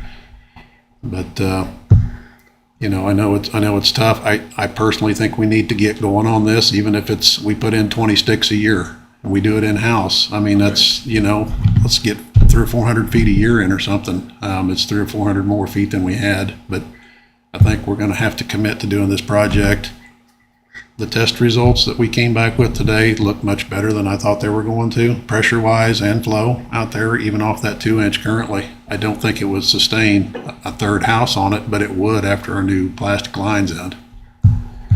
I have no problem. The old Dale Crawford property, the tap that's currently on there hasn't flown water in 5.5 years. I didn't know if it even flow water, but it did. And the volume and pressure was really good there. The best of the 3 spots we checked today was right there, but it's tapped right out of the top of that main. His tap comes straight up right out of the top of that main. So that is Caleb Horn's best option to get water right now. And I told him that, and I told him, that he knows the line's going to be replaced at some point likely, and that would be going away. At that point in time, he could drill a well if he wanted to. He could pay to run a new 2-inch line down his driveway and hook into Bob Burkhart's 2-inch at that point, or, any number of things in between. But we owe him an answer because he is building. We need to figure out what we're going to do out there. I would like to have him as a customer. It'll keep water on that end of the line moving. It'll keep it fresher if we have another customer on there. And it's more revenue. I think we need all the customers we can get out there if we're gonna stay in the business of rural water. And I don't see any way out of it, folks. I really don't. I don't think you want to force anybody into any decisions. I think the spirit that we were coming from was incentivizing Right. to save both ends. Right. If there's one holdout, Well, that's all it would take. I mean, if you were asking me, if I was on city water, I wouldn't go to well water if I was on city water. I wouldn't want to switch. It's free. Till it ain't. If you don't have water anymore. But you figure 6 customers at $15,000+, and there's no way to recoup any of that money. It's just gone. I mean, if we invest this 150, there is potential for growth in that area and the potential to recover this. It may take years. I said the ROI probably looks ridiculous, but at least we could start recouping some of this money, and there is potential for growth out there. I'm not saying we have to recoup the entire cost with the current users, but I do think that a different rate because of the expense to deliver rural water. They're already paying more than in town. So they're, so I think we need to look at amortization around the number. What would the whole thing be, how many years, and then just figure out what we think is reasonable, get some feedback, options, you know. I think we need to make an attempt at, you know, they're getting a service that, you know, granted, it was there when they made the decision, so we can't go from it, but it's hard to, you know, use $100,000 of city, you know, money for a small subset of people. Right. Yeah, that's why I said, when we talked about the work session, benefit district is, I'm saying for that, I mean, I think that's a fair way to do it. I don't think it's fair to put it on the citizens of Baldwin. So, but the Horn thing is the more pressing one. I don't know. Keep flipping on this thing. So, you talk about maybe being unfair for citizens of Baldwin because you have, 12 customers and it's $150,000 going to 12 people. But I think we got to think of this more from a business perspective. They're not citizens, but they're customers of Baldwin Water, and that's kind of how we got to think about it. I think it's where Bob's coming from. No, I think it absolutely is, and I'm not denying that or, anything like that. Right. I'm just saying. I'm just trying perspective. Yeah, I just think even though they're customers, they probably should pay a little bit more. Oh, yeah. Well, they already are. How much more though? I didn't know we had a separate rate for them. I'll have to look. I can get that to you, Casey, but it is higher than the in-town residential rate. The more pressing issue, I think, is we have to decide this part A and part B of this. Part A is, do we allow him to use this tap? And part B is, what do we do? The meter's on there. We didn't pull it. Well, I don't know how. I could tell you that technically he is not a customer. He's a new customer at best. The water service is still in Dale Crawford's name, which was 5.5 years ago. The property's changed hands 3 times, and none of them have turned the water on. None of them have wanted the water service. Should we have severed it? Yes, we should have. And Kevin and I went out and looked at it two winters ago when David Miles bought the property, and he told us that he didn't want it out there. He wanted electric, but did not want the water turned on it. We should have severed it. We didn't. It got away from us. The meter was there. The meter was broken when I turned it on today. When the guys turned it on today, it was broken. It had froze, but the meter was still there. We pulled it because it's not good now. It needs a new bottom put in it, but it was still there. I think we have to answer part B before we can answer part A, is what's going to be fair. And Mr. Horn does not want to pay to run a line down his driveway to tie into that 2-inch. So I don't know what he's willing to agree to or not at this point. That's just what came out of our discussion last week. So let's say we have one of these 3-acre lots here in town, right? One of these big ones. And the city water is that, let's use the example of the one on High Street, East End of High. So let's say I build on the furthest east end away, and the road's on the west end here, and let's say it's about, I don't know, a 3-acre, 4-acre lot. Would the city pay to trench all the way to that house? No. So why would we do it out there? We would have to extend the main. We pay to go to the meter. We would put the meter right inside the property line. We would. So that's not. You said to put it right So the property. Yeah, we wouldn't put the meter by the house. The meter would go right inside the property. We did But we're talking Doyle about Jordan. Making him move his meter. That's my issue is, once we sever that line, his meter has to move to where our current water line is down by the road. Right. But even still, it's gotta be a long trek from his house. It is. It's about, you know Doyle Jordan, the house he built out here on Lawrence Street. Yeah. It's almost the same scenario. So we He paid- trenched to us, and the meter's right inside the fence and the property line. But here, his meter's up by the pond. That's the issue. There's that, from the pond to the road, that span, he feels like he should pay because he's gonna have to move his meter down to that other line where right now, the water line's up there. So it's a less distance for him to trench right now. We're not where gonna the- charge you for that meter. I'm not gonna charge him for the tap. He'll tap the 2-inch line, which is $5,500 tap fee on the rule line, so we offered to waive that, which we thought would offset the cost. That was our offer, and allowing him to use the current meter that's already there, the current tap that's already there.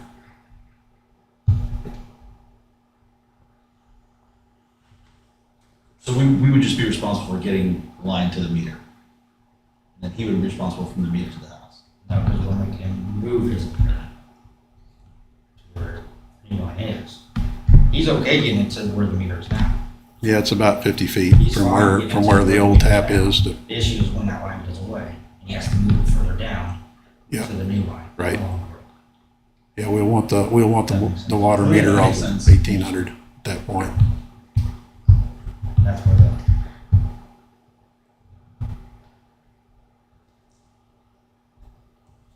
So the meter was not functional through 3 property owners? 5.5 years. We checked, it's still in Dale Crawford's name. Maggie Wilson bought the property, or inherited the property, and then David Miles, and then Caleb Horn.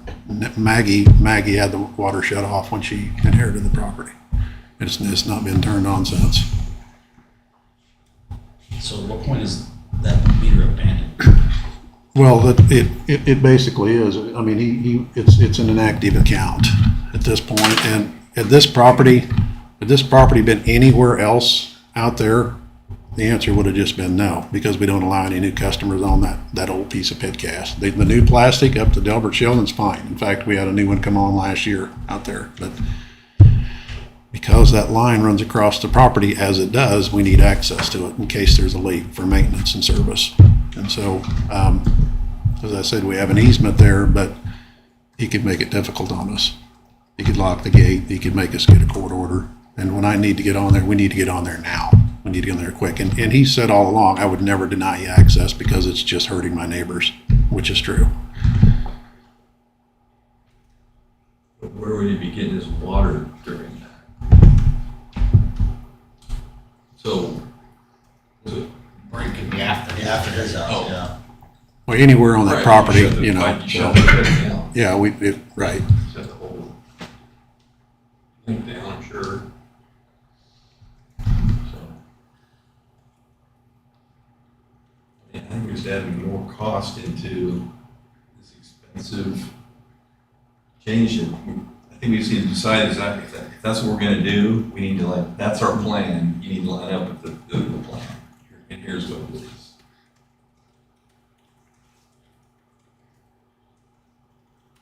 A lot of moving parts to that. I mean, we could almost do a work session on this because Well, there's so yeah, many I mean, moving parts, and I might do know. Another one just on the rate. But I mean, district. Andy Shiroxi's builder, he's out there today, and he needs to know, where am I going with this water line? It's like, I'll let you know as soon as I know. I just don't know yet.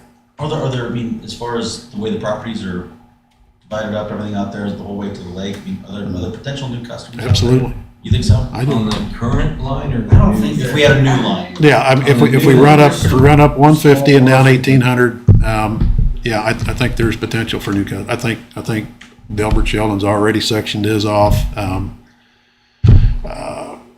Shelby Schaefer is inherited Ralph Schaefer's property, and she's talking about building out there. It would run right down her front yard. I mean, the folks across the street there that built had to put a well in because we couldn't service them. Maybe they would be interested in coming on. I mean, I don't know, and there's never any guarantees, but there's potential. And if you asking about potential, I think there's potential there for growth. and it may be 10 years out. I mean, we may not see it, maybe 20, but the infrastructure is there. And that's why I think we look at amortization of benefit district. We don't necessarily tie it to these 12. We build in some growth, whether it happens or not. You still plan for it, and, you know, future residents will help pay for it. Yeah, a lot of communities do that when they extend service like this. They'll say, okay, they'll look at the GIS and say, well, we know these are already 5 parcels, so they'll five 3-acre parcels or 5-acre parcels. And then they'll take that, and they'll take all that land that could be developed and subtract it out and say, okay, these people get 40% of the benefit. Exactly. And then Yeah, I the think city takes care of the 60% of potential growth. That's how. that would be the way I would approach it. What about Horn? To me, you know, so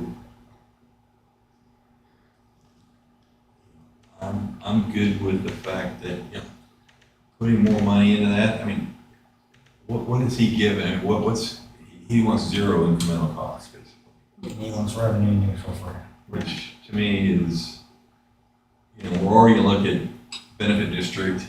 There's gonna be increased costs for everybody, potentially. And to just act like this is a neutral event, to me, I think we would say this, you know, if we legally can, the meter is not an active meter.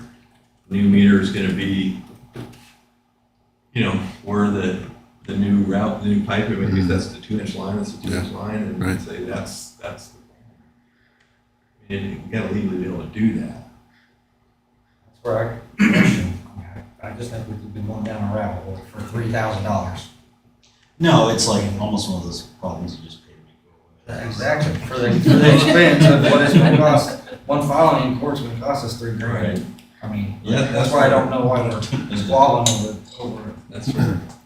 The thing is, how can you not incur unforeseen money when you're building a house?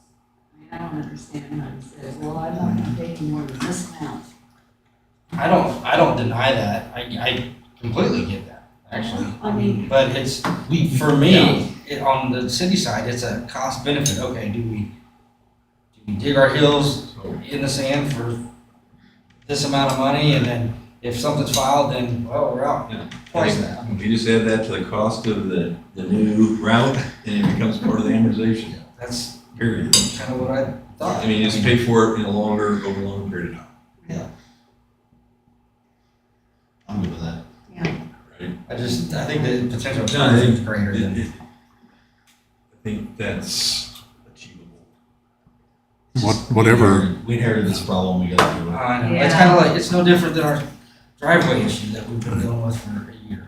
I mean, Whatever City we here is a actually problem. end up agreeing to, we need to have Dakota put all of this in it writing, needs to be in writing because from here on out. if something were to happen, this property changes hands in the next 5 years, we don't have the water line in yet, we really, But The one fourth thing, property owner, no, Rob, I would like is that meter up by the road, and then that way, that line going up to his house is his problem from here on out, we're not, you know. right? I There don't- would be- That's where my concern was to leave the meter where it is, and Well, run the it's- line from there down. He's Now we're gonna, responsible. he's gonna move the meter, the tap is all he needs right now, is just to utilize that existing tap. He's gonna trench from there over, and then we can leave the setter, we can leave it where it is. There's no real reason to move it right now and incur that expense, but at some point, yes, But it would will have to be smarter dealt move it with. right You'd be, now you're traveling down and then back if you utilize the same tap.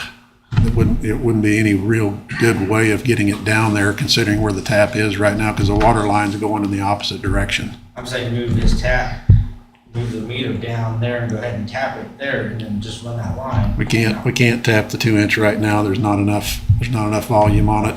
It's gonna, after we get the line replaced and it's fed by a new 4 or 6-inch plastic, there will be plenty of flow there for that, but this is his best option right now.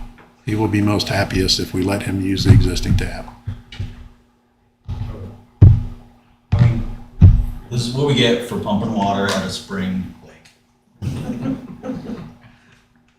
Okay, so Rob, you want to work with the code? Absolutely. on getting that agreement? I'll contact Mr. Horn and I want to be clear what we're offering him too. So could we go over it just one more time? What are we actually offering? Allow him to use the tap. He puts it in his name, he pays the deposits, he pays the monthly bill. And then whenever we get the new line put in, and that has to be moved, who pays for his new service line to the end of his driveway and hooking him onto the 2-inch, I guess is my question. That's the 3 year. That's Three to 5, 5 years from now. The first question was allowed or not. We have a trencher, right? Yeah. We have a trencher, We do. so it's something We- we we- could do in-house. We could potentially do that in-house. The electric line is already up through there, so there's a little bit of working around that sort of thing. But either way, I mean, Cost benefit. It's- No, I'm there too. So is he gonna pay for the new tap then? that's up to you guys. I'll take him whatever offer you tell me. He already had a tap. Well, but it doesn't have to be moved. Eventually. When we do the new line, if we do the new Right. line, Well, what if you pay for it then? just like we would make another customer pay if we had to move their line. The issue is that it's meter moved. That's a, yeah, normally you pay for getting to the meter, but the meter moved is already there.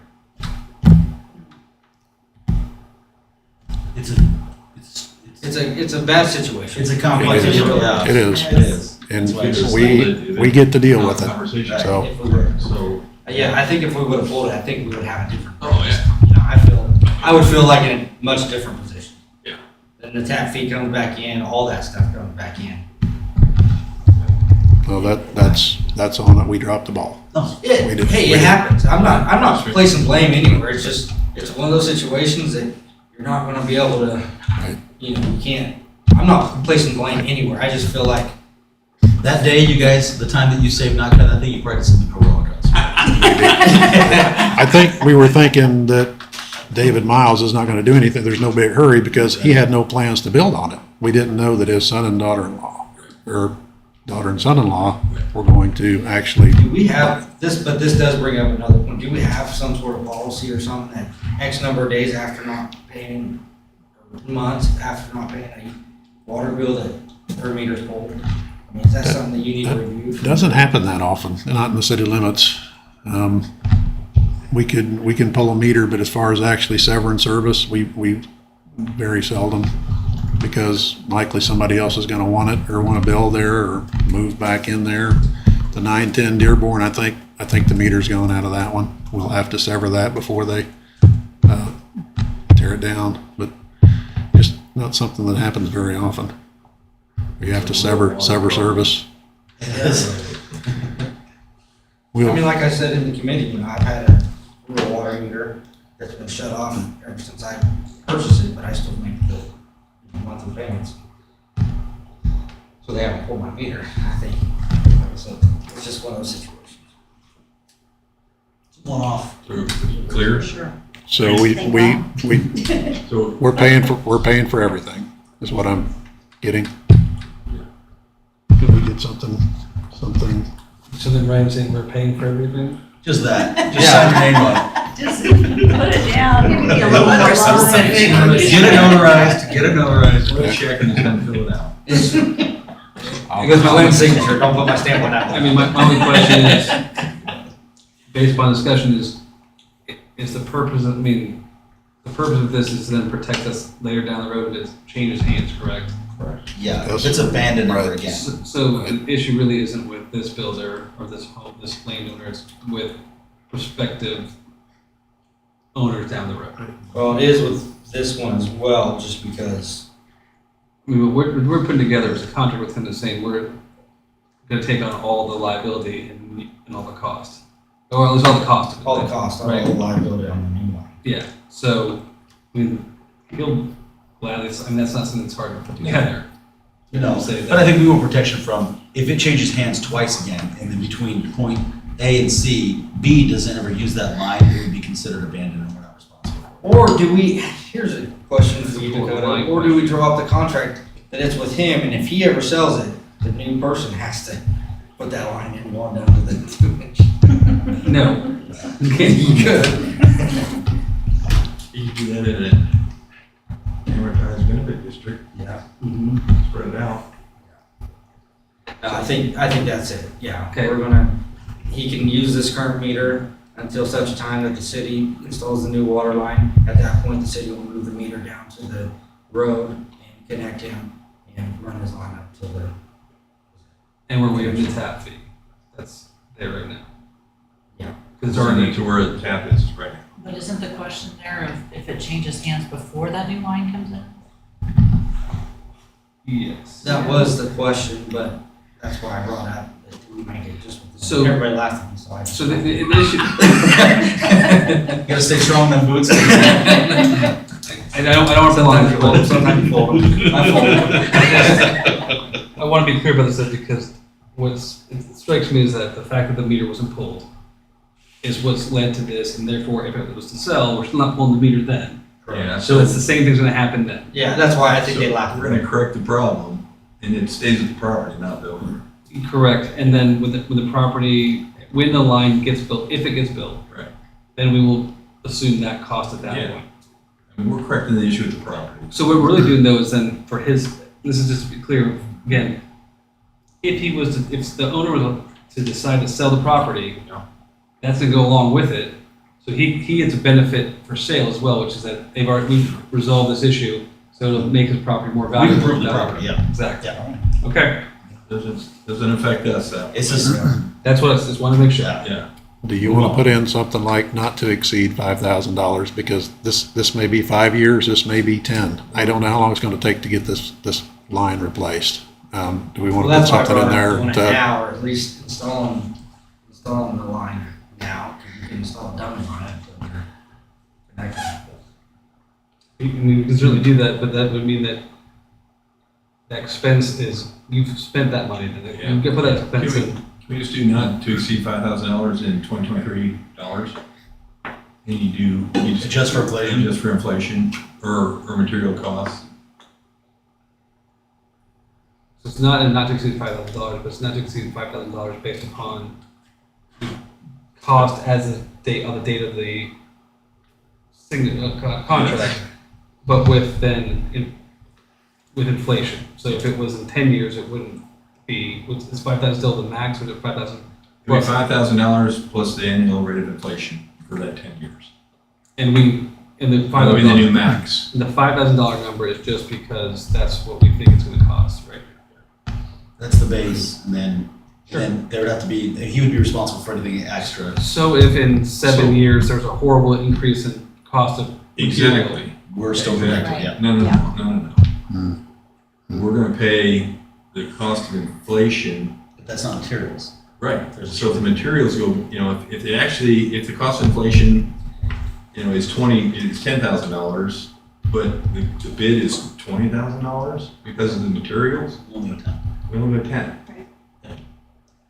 Agreed. If he wants to push back on that, push away. Okay, I mean, We're giving a lot here. we put- We're giving everything, that's what and I guess that's the question, I mean, I know we're not talking about contract negotiations in an open meeting, which is fine. Oh. But I'm just giving you some thoughts. some thoughts, I mean, the other thought though is just to do no interest whatsoever.